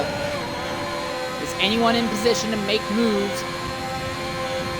Does not look like it, although Ryan thought of doing something. The Dragon, big twitch, and he cuts the circuit to overtake Dave Ewart, immediately pulls off to let Dave back by. And then Ryan Hurricane goes by. Now Gabo goes by. Ryan Hurricane actually goes by Dave Ewart in the process. Contact. Now the two Mercedes drivers have found each other. Collie Boy making the most of the instance earlier. He is booting himself back up to 11th. So good job on him, at least, for overcoming the shenanigans they were pulling the Mercedes pit box. Beastian finally coming in to get off the soft tires. Gabo right there behind Dave Ewart in the McLaren. Yes, the Alfa Romeo looks to the inside but cannot keep up in the straightaway.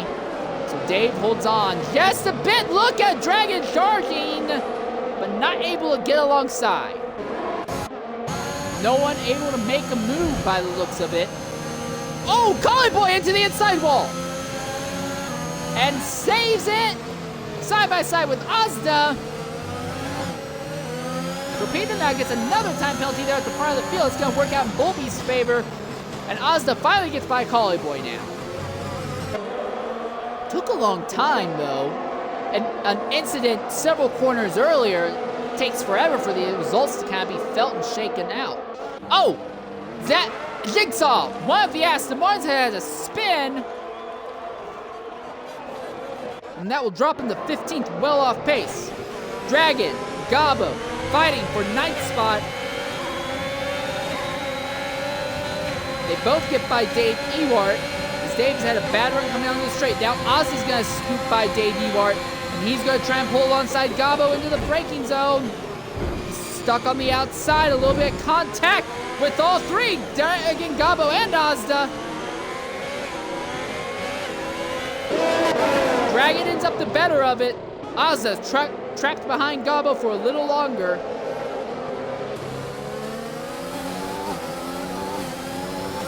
No one in this fight seems to be able to make moves.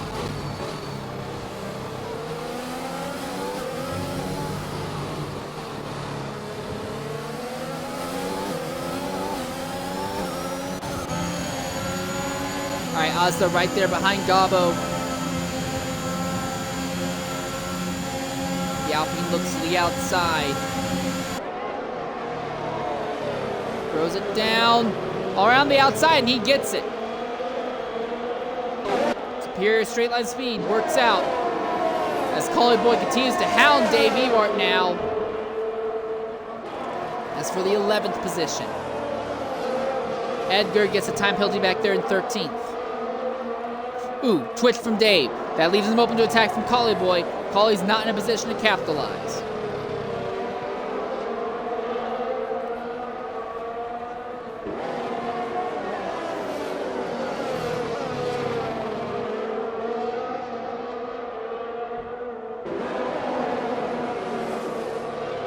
Oh, contact! And Dave's around.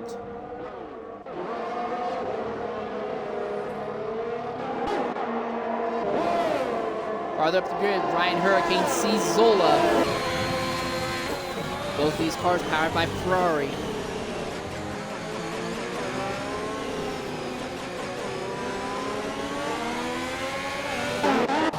At the front, there is also this fight as Bullbeast has caught Torpedo for first. And now Jigsaw has had a spin the same place that Dave did just a few moments ago.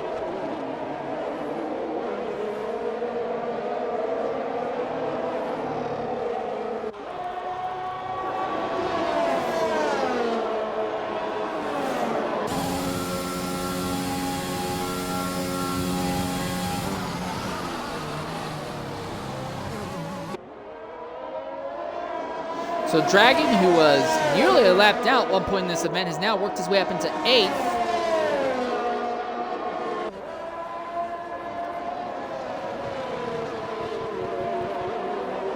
As we are over halfway through the event right now.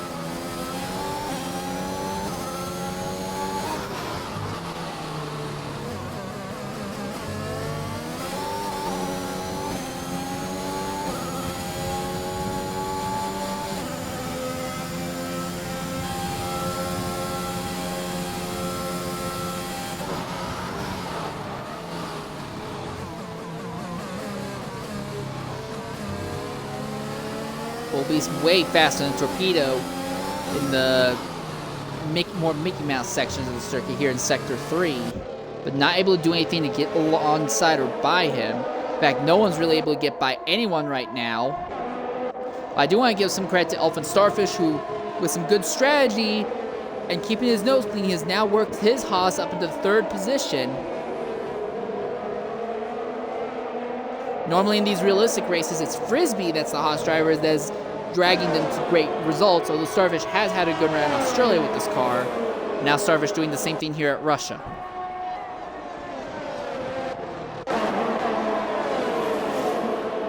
So yeah, now everyone's kind of stuck in place. No one seems to be able to do anything, and everywhere where we see a group of cars, for the most part, seems to be just a matter of whatever car has the fastest straight line speed has the advantage. Now, here's a little bit of an interesting thing. Ocean Lion has made a mistake. You can see in the prior camera angle, Ocean Lion making the mistake coming into these corners. And now Zola gets by. This works out well for Ryan. Ryan, 7th, and still doesn't have any time penalties, so that could work out very well for him going forward.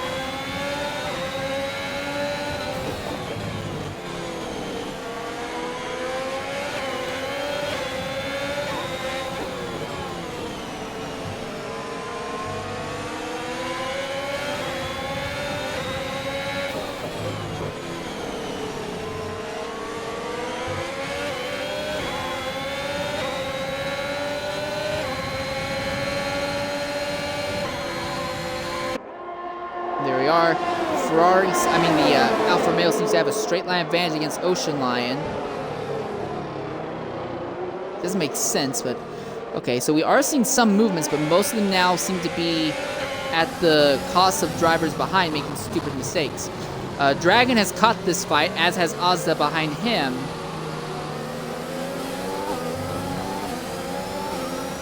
But they're both struggling significantly to actually make further progress.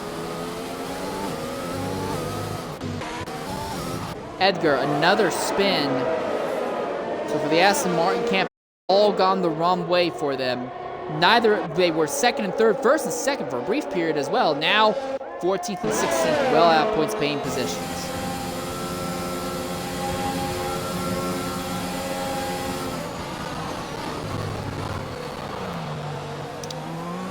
Fight for points gone wrong there. Ooh, and Ozda gets by Dragon.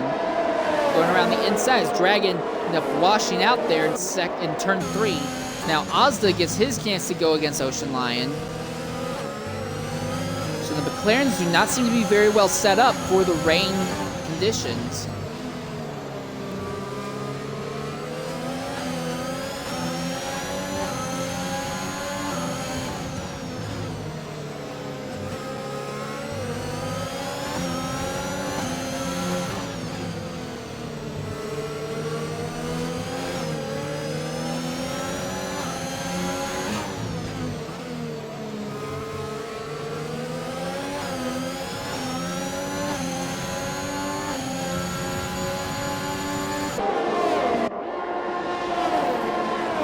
Again, under a wet racetrack, there is no DRS available.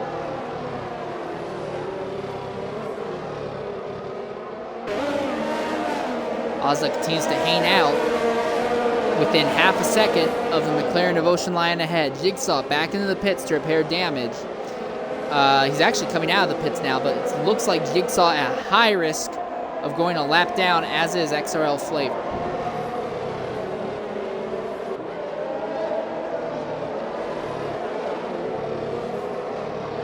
One small advantage, nothing big, but one small advantage is that Ozza is on 7-lap-old intermediates. That's some of the freshest intermediates on the entire grid right now.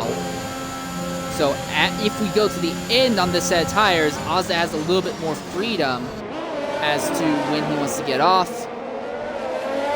There we are. Ozza gets by Ocean Lion, and now it's Dragon's turn to do the same. Goes to the inside.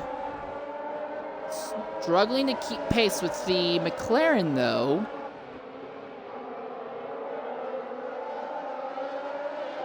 Ooh, but Ocean Lion gets a time penalty, running a bit wide on the exit of 4. Or on the exit of 6? 5? One of those corners.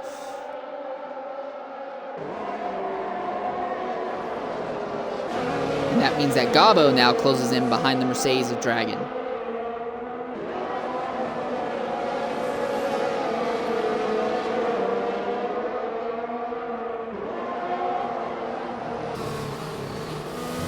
Hollyboy once again has found this fight after spinning earlier. He has now found his teammate again. So Hollyboy obviously has pace in the rain. He's side by side with Gabo going down the straight. But into the braking zone, he does not want to push the issue. So that will let Gabo hold on to 10th.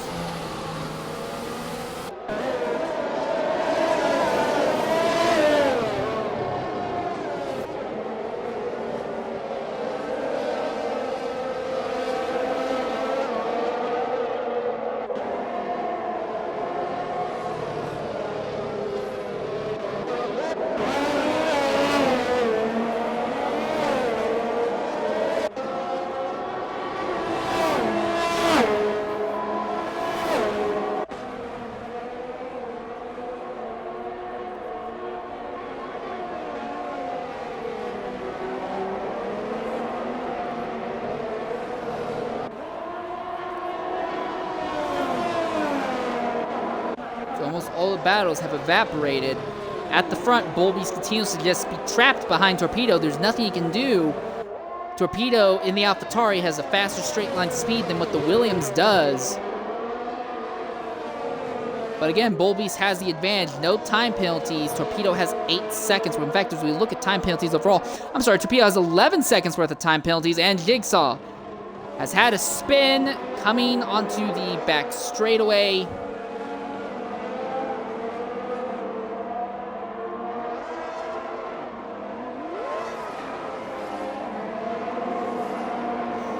Get out of the way of the rest of the field and get going again, but this will trap Jigsaw officially a lap down.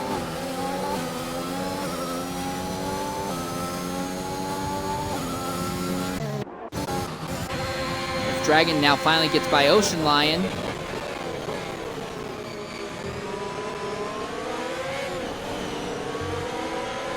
Slow, but it is forward progress for the Mercedes of Dragon. Collie also recovering from the kerfluffery that team was doing to him under the safety car. I'm very angry on the sake of Collie and Level 6 Beasthead for the stupidity being pulled in the pit box.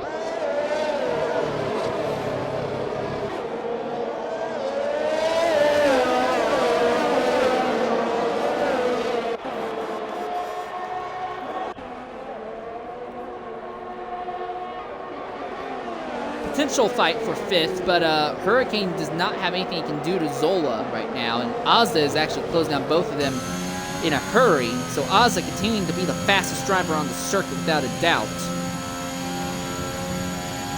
But will the race play out in Ozza's favor well enough for him to get back into the race lead? That's the question.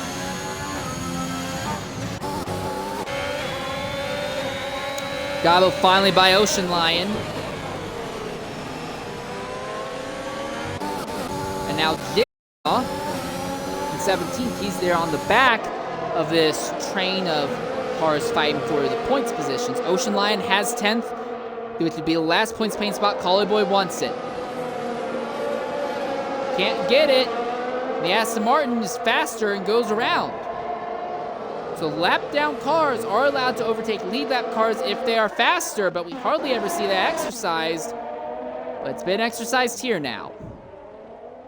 Oh, and Bastian has had an incident coming onto the main straightaway. We're already back underway. I don't see any damage to that car, so we'll be able to continue. But for the Red Bulls, they are now both at the risk of going a lap down sooner rather than later. And that speaks doom for both of them.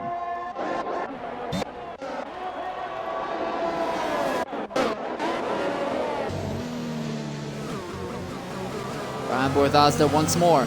Now within 2/3 of a second of Ryan Hurricane. Hurricane again closing on Zola down the straight. Within half a second. Can't really break that half-second bubble on the Ferrari. They both actually pull on Azda just a bit though down the straight, so it seems like the Alpine's a little bit better kitted for the corners at the moment. Oh, virtual safety car, what for?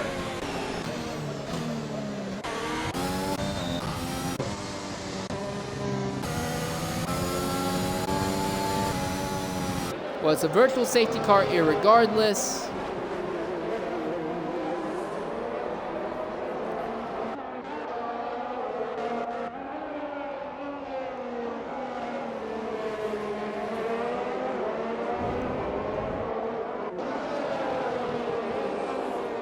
No word what it's for.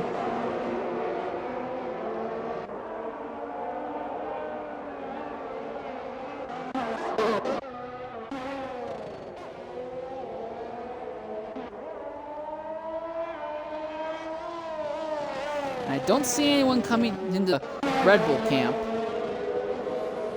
Among the leaders.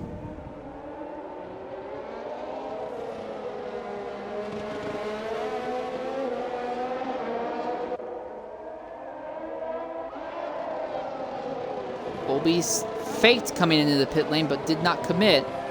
It looks like no one's gonna pit, unsurprisingly.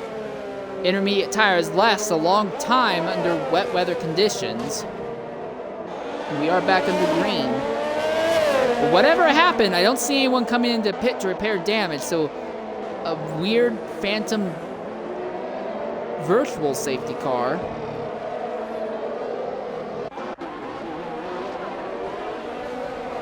As Bullbeast continues to be unable to do anything. Field leader Jigsaw is coming into the pits now. Was there damage on his machine? Did he have an accident somewhere that I missed? Yep, front wing's gone on that car, so that must have been what's happened.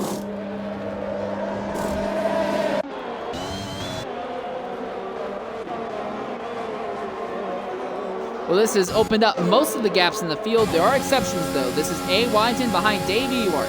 Going down the main straightaway, Williams versus McLaren. Williams throws it up the inside. Can't do anything about it.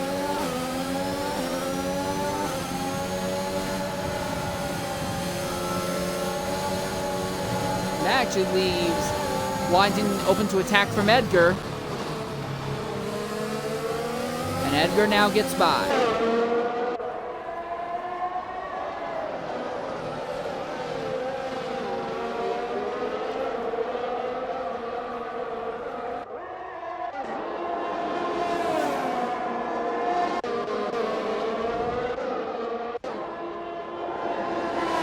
Boy also trying to close in on Ocean Lion again, try to get another shot going for a 10th spot.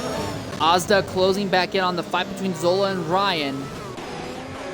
You see continuing to fight, but while Ryan is faster, slightly faster around the circuit, and Jigsaw's out. And there's also been a Mercedes issue. That's Collyboy who's had a spin. Full course safety car. And this is great news for Beastian and Flavor. They will be able to gather back up to the back of the grid. And Dragon, who was just involved in an accident just before the safety car came out, will be able to repair the damage to the machine.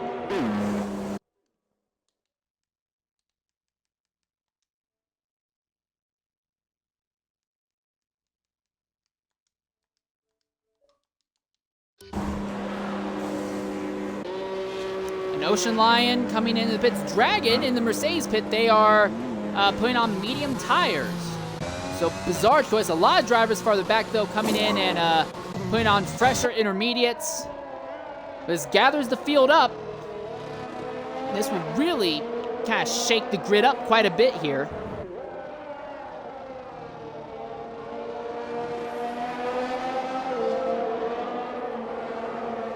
About 2/3 of the way through the race here.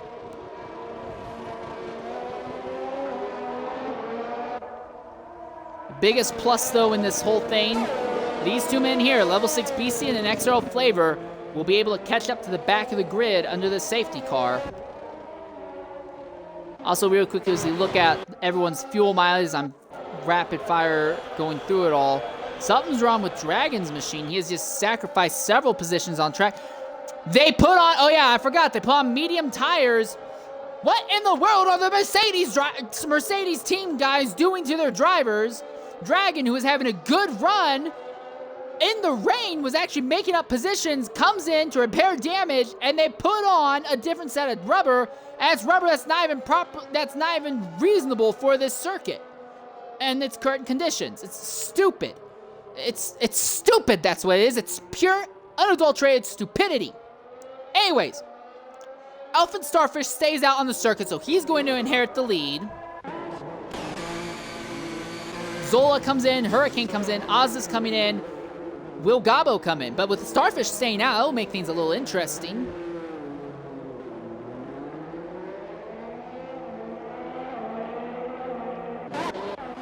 But yeah, everyone's good when it comes to fuel at this point in the race, at least. For Torpedo, frustration, he serves 5 seconds of his penalty in pit lane, now ends up behind Bull Beast and still has a 6 seconds worth of penalty against him. The Alpines came very close to double stacking there. Davis Dunn was ahead of Ozza on circuit, but ended up not sacrificing either of their track position all that much in the end. Washington in pit lane now, going on new tires. The top two drivers, Elfin Starfish and Gabo, both are on worn intermediates, but other than that, everyone is on fresh intermediates, and then there's this guy, XRL Dragon, who the team, for whatever reason, put on medium tires. So both Mercedes drivers have been screwed over today by calls in the pit box. Retardation. Award for worst team of the day goes to Mercedes for screwing over Collie Boy's day and Dragon's day. Collie Boy has somehow recovered and has bounced back up into 10th. Dragon's gonna have to try and recover again now. And they're putting on another set of mediums!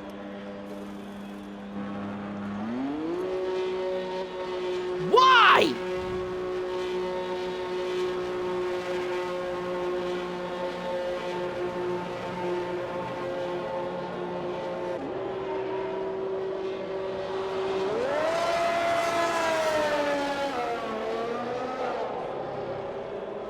Please don't crash coming out of pit lane. Please don't crash coming out of pit lane. Please don't crash coming out of pit lane. Please don't crash coming out of pit lane. Okay, thank God he does not crash coming out of pit lane. Right now, it's just a matter of how long will it take for the field to gather up. Ozda and Nate just about to catch the back of the grid here. This is going to be a very, very long safety car. I imagine we're probably not going to go green until lap 39 or 40 at the rate that this is going.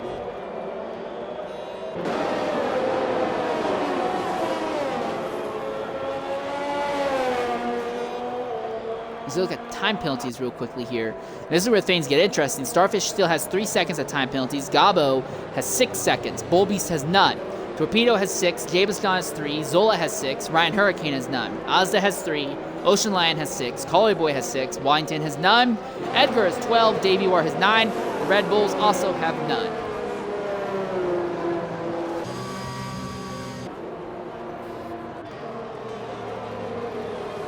And Dragon has had an accident. So we're right on board with Ocean Line. We'll be able to see the remains of that car. Embarrassing in the Mercedes camp.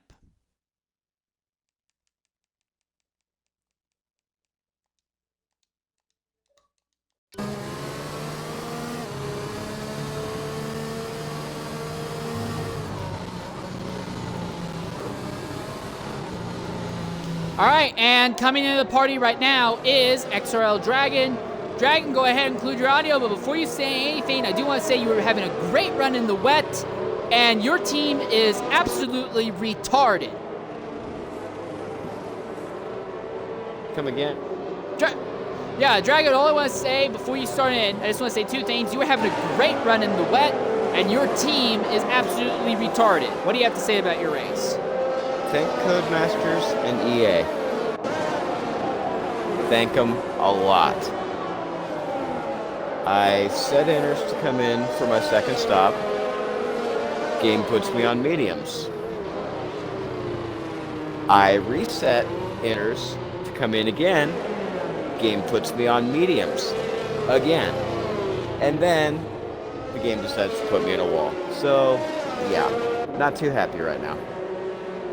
Well, you're not the only one to have that problem. Your teammate Collie Boy had the same thing happen under the first safety car when the rain first came out. He tried multiple times to get inners on, and it took 3 attempts to get it fixed.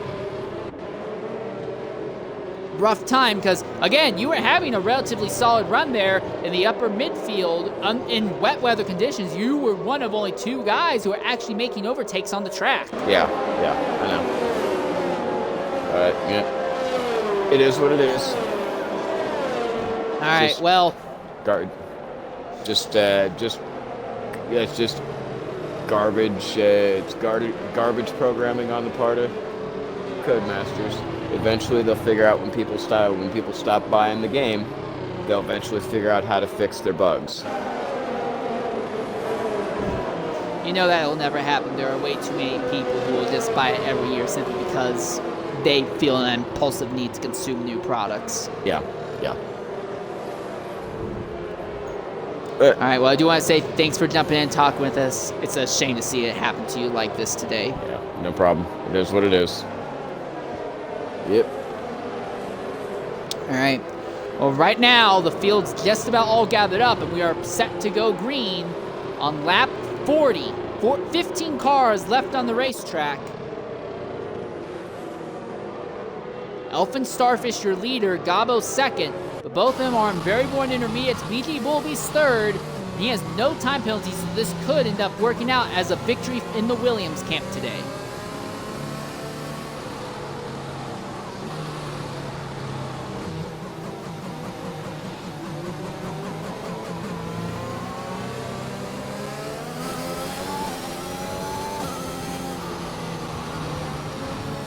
See, they're trying to keep or build heat in the Williams as we're right on board, really throttling it up and then jumping hard onto the brakes in the middle of the straight there. There's the word safety car coming in this lap, so we'll be going green with 14 laps to go. It's still a wet racetrack.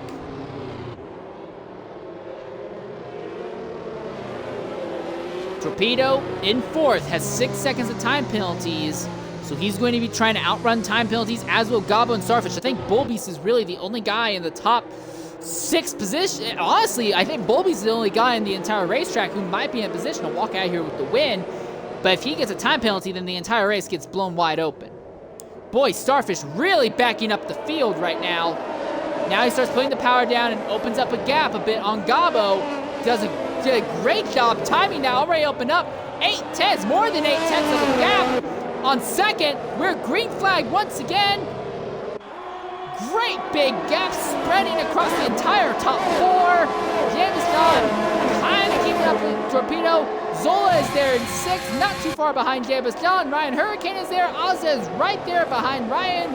Does he make a move under braking? No, he does not. A big gap between Ozza and Ocean Lion, who is trying to hold off Collie Boy, and Waddington trying to get back into the points paying positions now.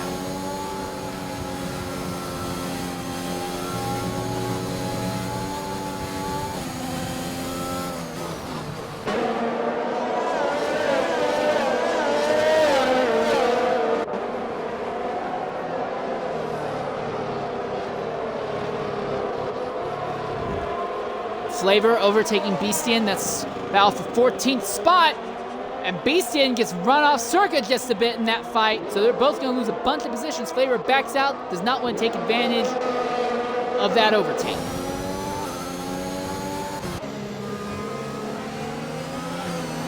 John holding up Zola, who's holding up Ryan Hurricane, and Ozza's there ready to capitalize, but no movements, no overtakes happening on the circuit right now.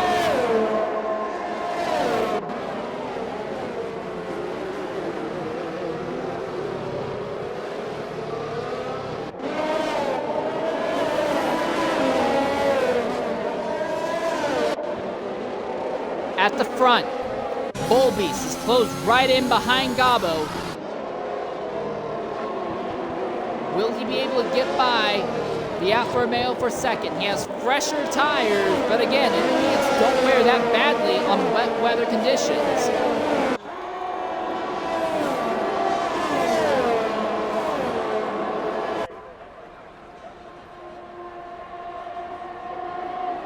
Here comes the move.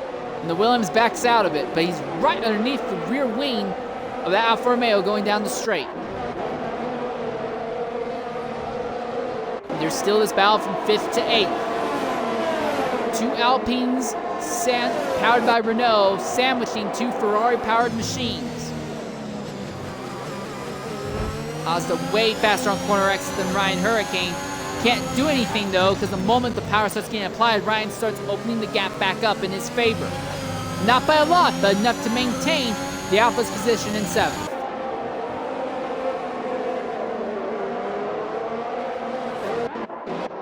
Gabo falling off of Elfin Starfish right now. Bullbeast trying to make something happen. For second, coming onto the back straightaway again. Ozda gets by Ryan Hurricane farther back there.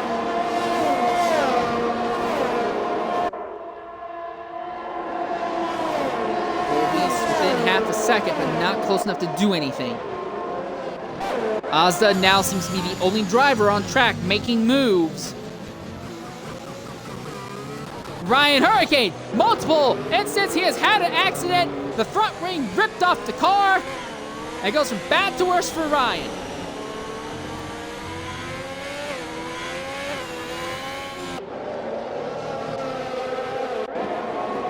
Farther up the grid, now Ozda closing in on Zola.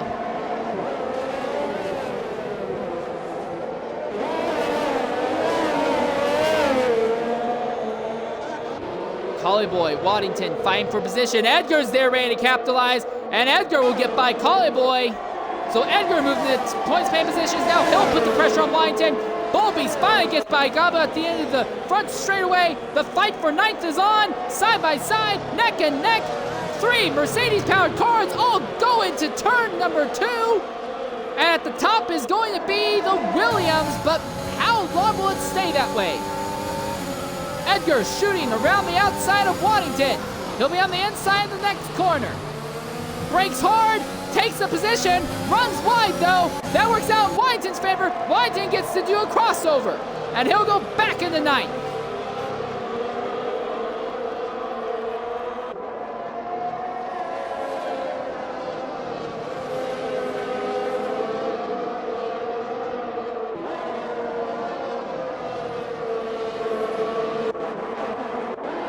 Farther up, Torpedo there behind Gabo, trying to make something happen. He's way faster on the straights. You can see him pulling right underneath the Alfa Romeo, but under braking, he brakes early to avoid right into the back of the Alfa, but the Gabo is struggling badly with those very worn intermediate tires. So even with braking early, the AlphaTauri ends up very nearly running over the back of him.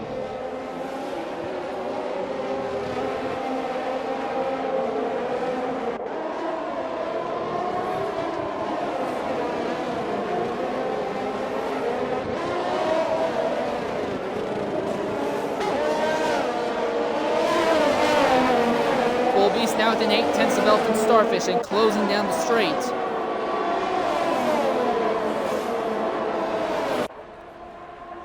Torpedo has the run on Gabo for 3rd. He looks to the outside. Gabo puts up half the defense. That's all it will take to hold the AlphaTauri behind. Now the AlphaTauri crosses over. Ozda gets by Zola farther back there for 6th. Zola fighting back though. He'll be on the outside in the following corner, very nearly neck and neck for position.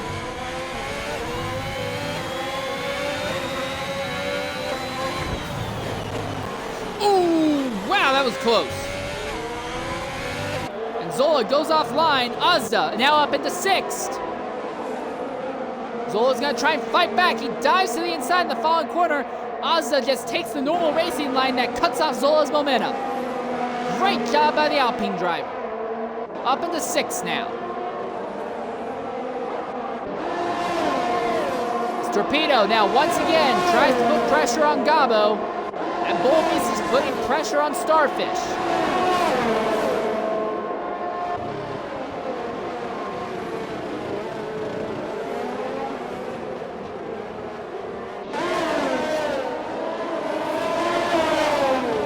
There's also the Alpine Davis John hanging out there in 5th, ready to capitalize.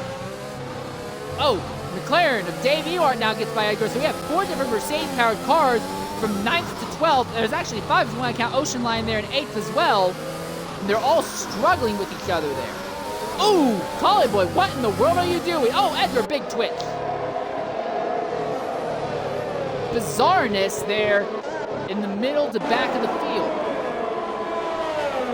Azda already closing up 7/10 on his teammate Davis John that lap alone. Torpedo on Gabo, neck and neck for 3rd. Safety car. What for? Why do we have a safety car? Ryan Hurricane? No, he's still going, but we are under a full course safety car now. I don't see damage on anyone's machine.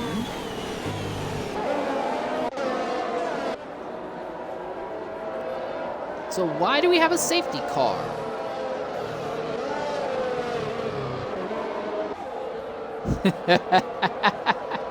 There we are. Extra Edgar has had an incident. Entire front wing ripped off that machine. The good news is this helps out Ryan Hurricane because he'll be able to catch up to the back of the grid. This also, in a small way, will help out the likes of Javis John, Azda, Zola, Ocean Lion, Wyington, because at this point, this is great for Gabo and Starfish to go ahead and make their stops, and those drivers will pick up those positions. This also basically will launch Bullbeast into the race lead, and I think Bullbeast is going to walk out here with the win without issue.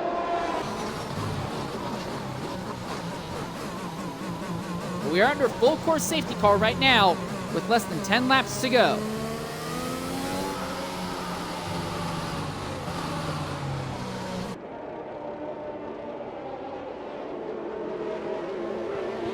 Starfish leads. But he's gonna have to get off those 1 intermediates. Nah, he stays on the circuit. So he thinks he can hold off Bullbeast on those 1 intermediates. He also knows that if he pits, he's gonna lose a lot of track position. And while he'd be on faster intermediate tires, fresh intermediates aren't gonna have that much advantage over intermediates that have only had 8 to 10 laps on them. So Starfish is gonna stay out. So will Gabo in 4th. So what that means is that will be a lot easier for the entire field to get... Oh, Edgar! Crashes coming into pit lane! With no front wing, he did not have control in the wet weather, and the car nosed into the tire barrier, and the tire is now off. And for the Aston Martin team, who at one point had both of their cars in 2nd and 3rd, at one point 1st and 2nd, neither of them will finish this race now. Flavor does take advantage of this to go ahead and put on new intermediate tires, so this will drop him to last place, 14th.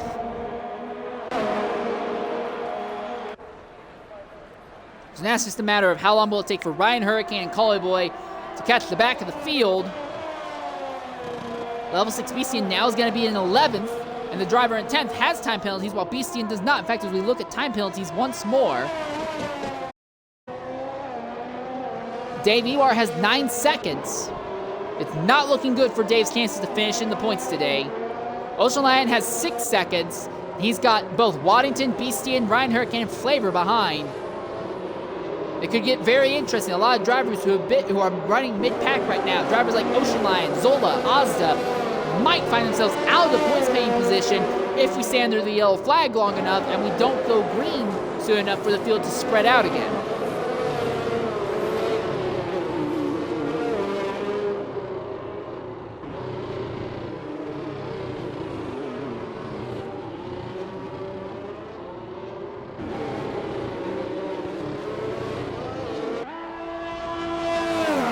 16 seconds out for Ryan Hurricane. As I say that, they're already down to 14 seconds out. But it looks like we'll be going green on lap 47.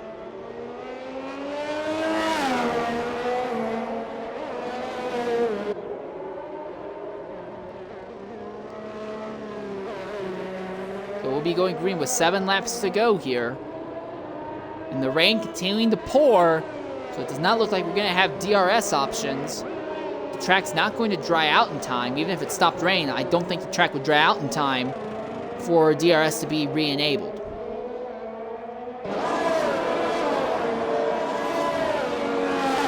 Again, credit to Bullbeast and Ozda. Bullbeast has made an overtake, as is Torpedo. Torpedo and Bullbeast, though, made an overtake on a car with much, much worse tires. Ozda seems to be the only driver making actual overtakes. Him and Dragon. But obviously, stupidity in the Mercedes camp leads to an accident by Dragon. He is out of the event, sadly. His teammate Collie Boy trying to bring home what would be a points paying day for Mercedes. Again, though, this is an exhibition race, so no points will be awarded today. Oh, and there's an accident! And Collie Boy gets into Beastian! And Beastian is out! And Collie Boy ran right into Beastian's rear end, wrecked Beastian, and Beastian is out of the race! What in the world happened?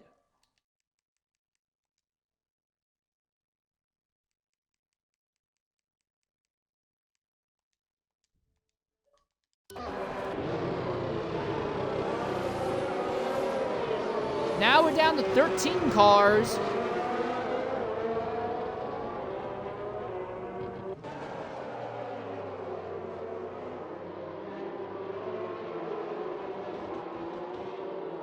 What in the world?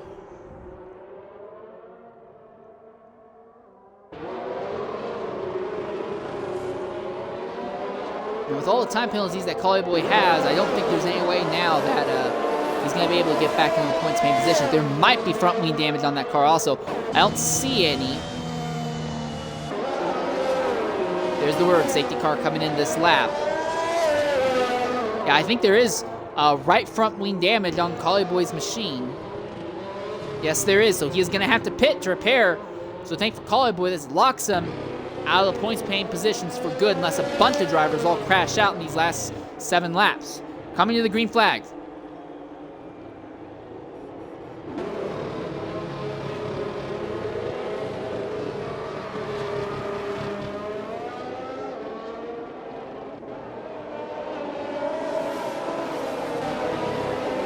Elfin Starfish bunches the field up. This time, Bullbeast, though, is a lot more ready for it than anyone else. As we see Collie Boy coming into the pits now. And we're green flag! A spin! And Jameson! So is Ozda! Ozda and Jameson, both Alpines crash! Coming to the green flag! And there's massive damage on both of the Alpine cars! And for Ozda and Jameson, 2 of the best drivers all day today, out! Simultaneous spins in the Alpine camp! Waddington gets by Ocean Lion now.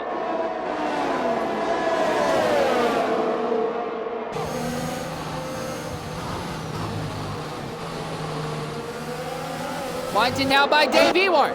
So Waddington charges up into 6th. He's in a good position. Farther up, Bullbeast has already lost a second to Starfish. Starfish timed that well enough. He's opened up a big gap on other drivers now. Ryan Hurricane fighting with Ocean Lion and Dave Ewart, the McLarens, for the 7th and 8th positions. Oh, big leap over the curb for Dave. That car jumped into the air like we saw Zola do earlier today. And in the process, Dave will lose a bunch of positions. There might be front wing damage on that car. He clambered the curb, and that entire McLaren leapt into the air. Still running, but is there damage to that McLaren machine?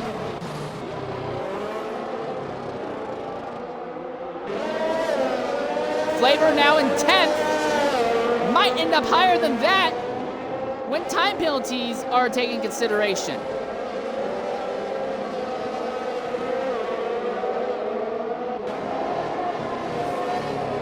No, Dave does not have damage on the car, so he'll be able to stay out, but he has lost very valuable track position. As we see in the Alpine camp, Going to see both Jameson and Ozda coming into the pits this lap here. Ryan Hurricane on the outside of Ocean Lion. Drag race down the main straightaway. McLaren has the advantage though, and will keep the spot. Oh, but the McLaren missed shot under braking. Hurt Ryan up into 7th now. And the Alpine camp is going to be rough because they're going to have to double stack while repairing this damage. Oh, and Ryan's had an incident! A spin! And he's off now, falling to 10th. That lets the McLarens maintain their position 7th and 8th for a little bit longer. But now Flavor is hunting them down, and Dave is once again fighting with Ocean Lion. This seems to be where all the fights are going on at. There's not really any fighting farther up the grid. Although as I say that, Bullbeast has a run on Starfish for the lead, but it looks like that Haas is just good enough putting the power down that there's nothing that Bullbeast can really do about it.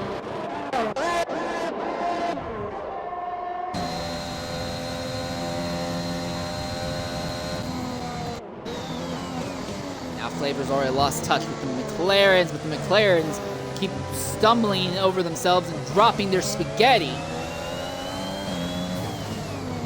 So Flavor is right there holding on. Hurricane 5.3 seconds out of this fight. No damage to that car, so if he doesn't do anything wrong, he should be able to close in.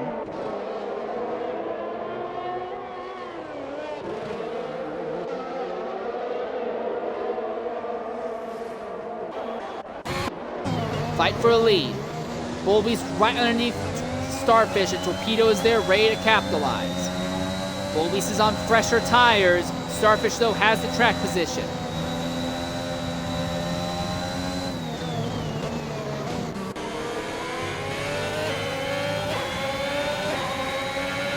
Starfish seems to have a little bit better initial acceleration than the Williams of Bullbeast.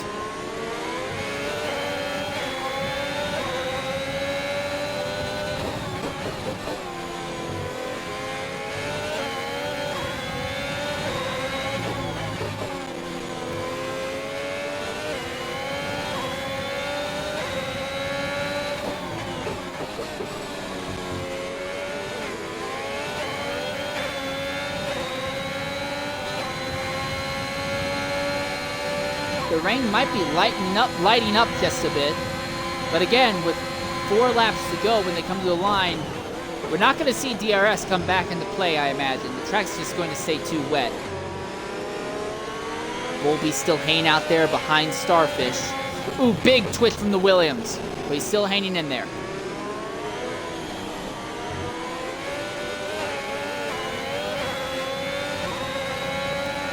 Gabbo's doing a good job holding on to 4th as well.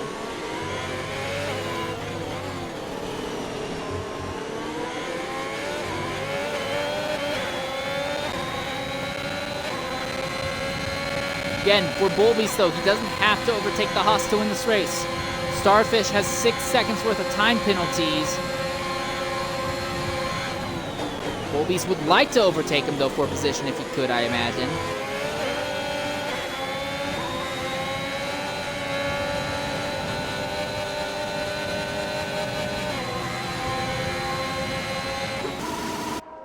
Ozda, another accident. And now the entire race is falling apart for the driver who had been doing great today. Everyone who has a good day on track today has been penalized or ruined by bullcrap. And almost everyone who's been at the front have just kind of done nothing today. It's kind of annoying.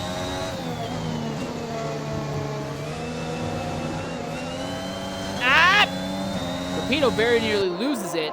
He's actually losing a bit of pace to the top 2, but he makes it all up in the straights. Bullbeast has a good run on Starfish this time within a 1/5 of a second. Now within a 10th. He makes the dive. Is he going to make the move for the lead? Can't make it stick. But oh, he was looking for it. Boy, was he looking for it. Again, the race is automatically in Bullbeast's favor. Time penalties will work in his favor without a doubt. Bullbeast wants to be first on the actual racetrack itself.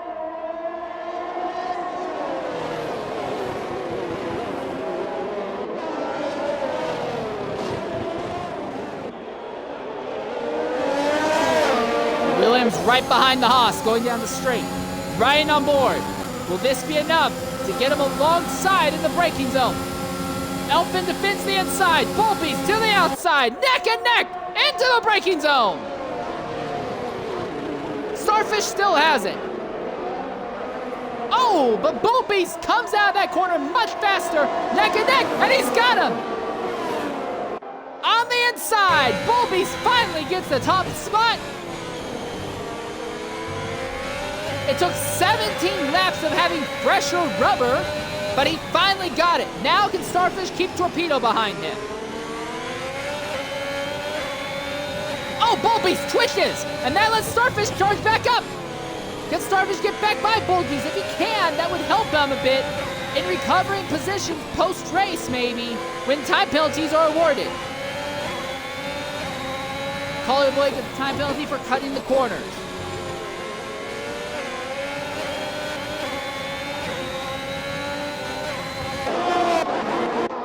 Farther back in the grid, Ryan Hurricane right there behind Dave Ewart.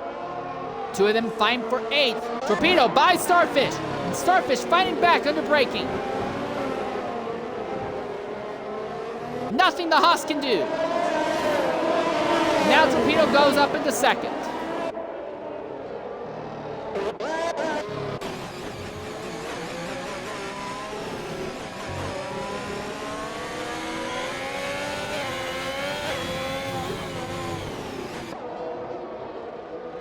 Collie Boy at 26 seconds worth of time penalties. If he gets 2 more seconds, he will be disqualified from the race.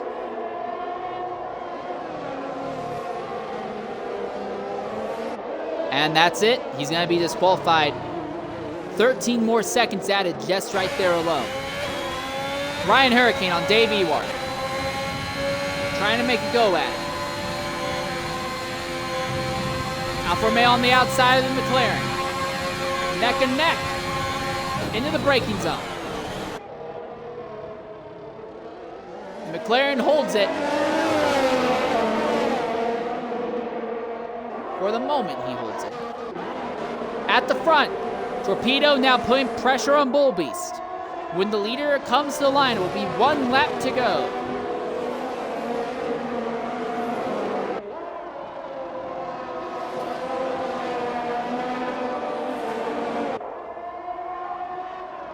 Torpedo trying to take alternate lines to keep fresh air on that front wing anytime he can.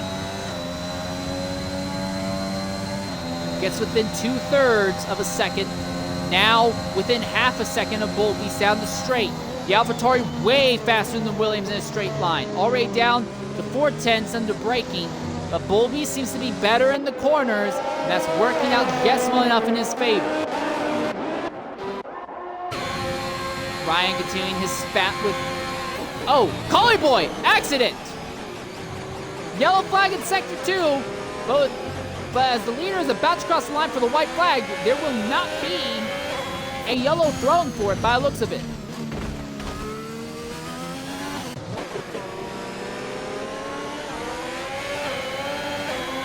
Ryan Hurricane continues to pressure Dave Ewart.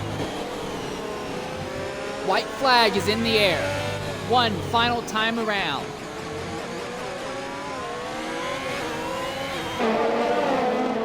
Dave keeping Ryan behind him, but Dave has time penalties, Ryan does not.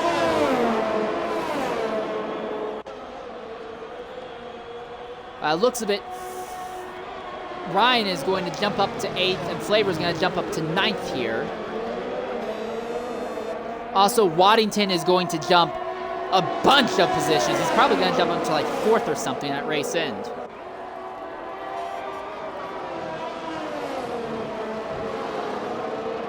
Ooh, a little bit of contact.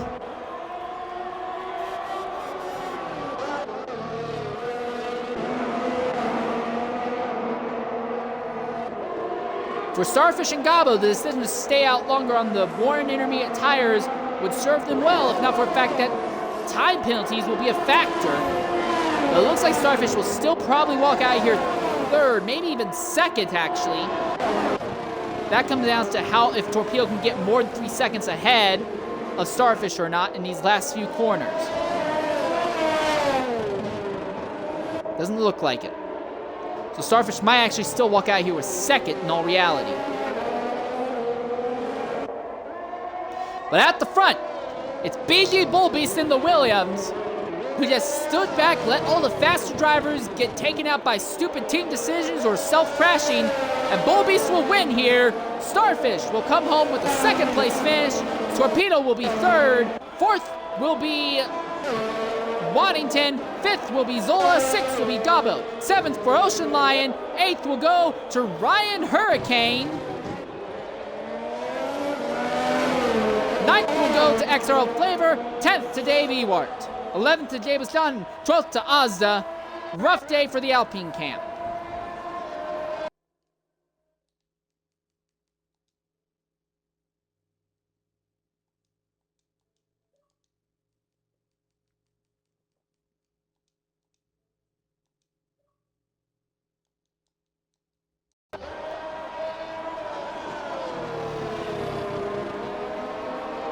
So that will bring our race to an end here. All right, and coming into the party right now is our race winner, BG Bullbeast. Bullbeast, go ahead, include your audio. Great job doing a nice conservative strategy to bring home the win today. Include your audio. What do you have to say about that fantastic victory today? Bullbeast, can you hear me? Bullbeast doesn't have a mic. Okay, Bullbeast, if you have anything you do want to say, though, you can go ahead and type it out, and I will recant it aloud on the stream. So I do want to touch our second place finisher, Elephant Starfish, though. Starfish, make sure your audio is included. You made the decision to stay out on intermediate tires, and you ended up making that work out. Came home third across the line. Second when time penalties came by. In a Haas, what do you have to say about your run today? It was pretty good. Impossible to defend because the Haas in a straight is about as useful as a horse. So, other than that, staying out was the better decision. But yeah, it was a fun little battle with Bullbeast. But at the end there, them intermediates were just dead. So it was impossible to defend or do anything or even catch. I just about got P2. Well, that just about was great. Absolutely outstanding drive for the Haas drivers. And hey, for once, it's not Frisbee who brings home the most points. It's you by a massive margin. So great job on that. It's my first race finish. Hey. It's just kind of a shame that it's not actual points painting, I guess. But all right. BG Bullbeast says he wants to say GG to everyone. Of note, Bullbeast started on the front row. He started second, led the first few laps of the event, kind of fell back as the race went on, got caught up in some earlier events, and ended up just holding back and letting the race come back to him. So great job on Bullbeast's part. Outstanding, to say the least. So, before we get any farther, I do want to say to both Bullbeast and Starfish, both of you guys had a great time. Obviously, today we're using a alternate race organization, whatever you want to call it. So you were put in cars that, well, Starfish, you were going to be in the Haas anyway, but Bullbeast, not in the car necessarily you're normally in. Do you think that had a effect as to how your finish was in today's race? And that goes to either of you. Yeah, Bullbeast says yes, it did. I was always Starfish, going to be in the Haas, that, so it didn't really change much for me. But do you think that swapping drivers and cars around like we did ended up taking drivers out of the fight or putting more drivers into the fight than normal? I would say it's about the same per usual. I think not much has changed, to be honest. All right. Fair enough. I appreciate your honesty. Unless either of you have anything else you want to say, that will pretty much wrap up for us in the booth. Nope, I'm okay. All right. Well, in that case, 99.5 minute long race. So god-awfully long race, but it is over. Tomorrow will be the normal X1, X2, X3 regular points paint events at Russia, intense championship battles in all three of those series. So I encourage you to check those out. 5 p.m. on this channel tomorrow, UK time for X1. On the alternate channel at the same time will be X3. At 8 p.m. UK time tomorrow will be the X2 race.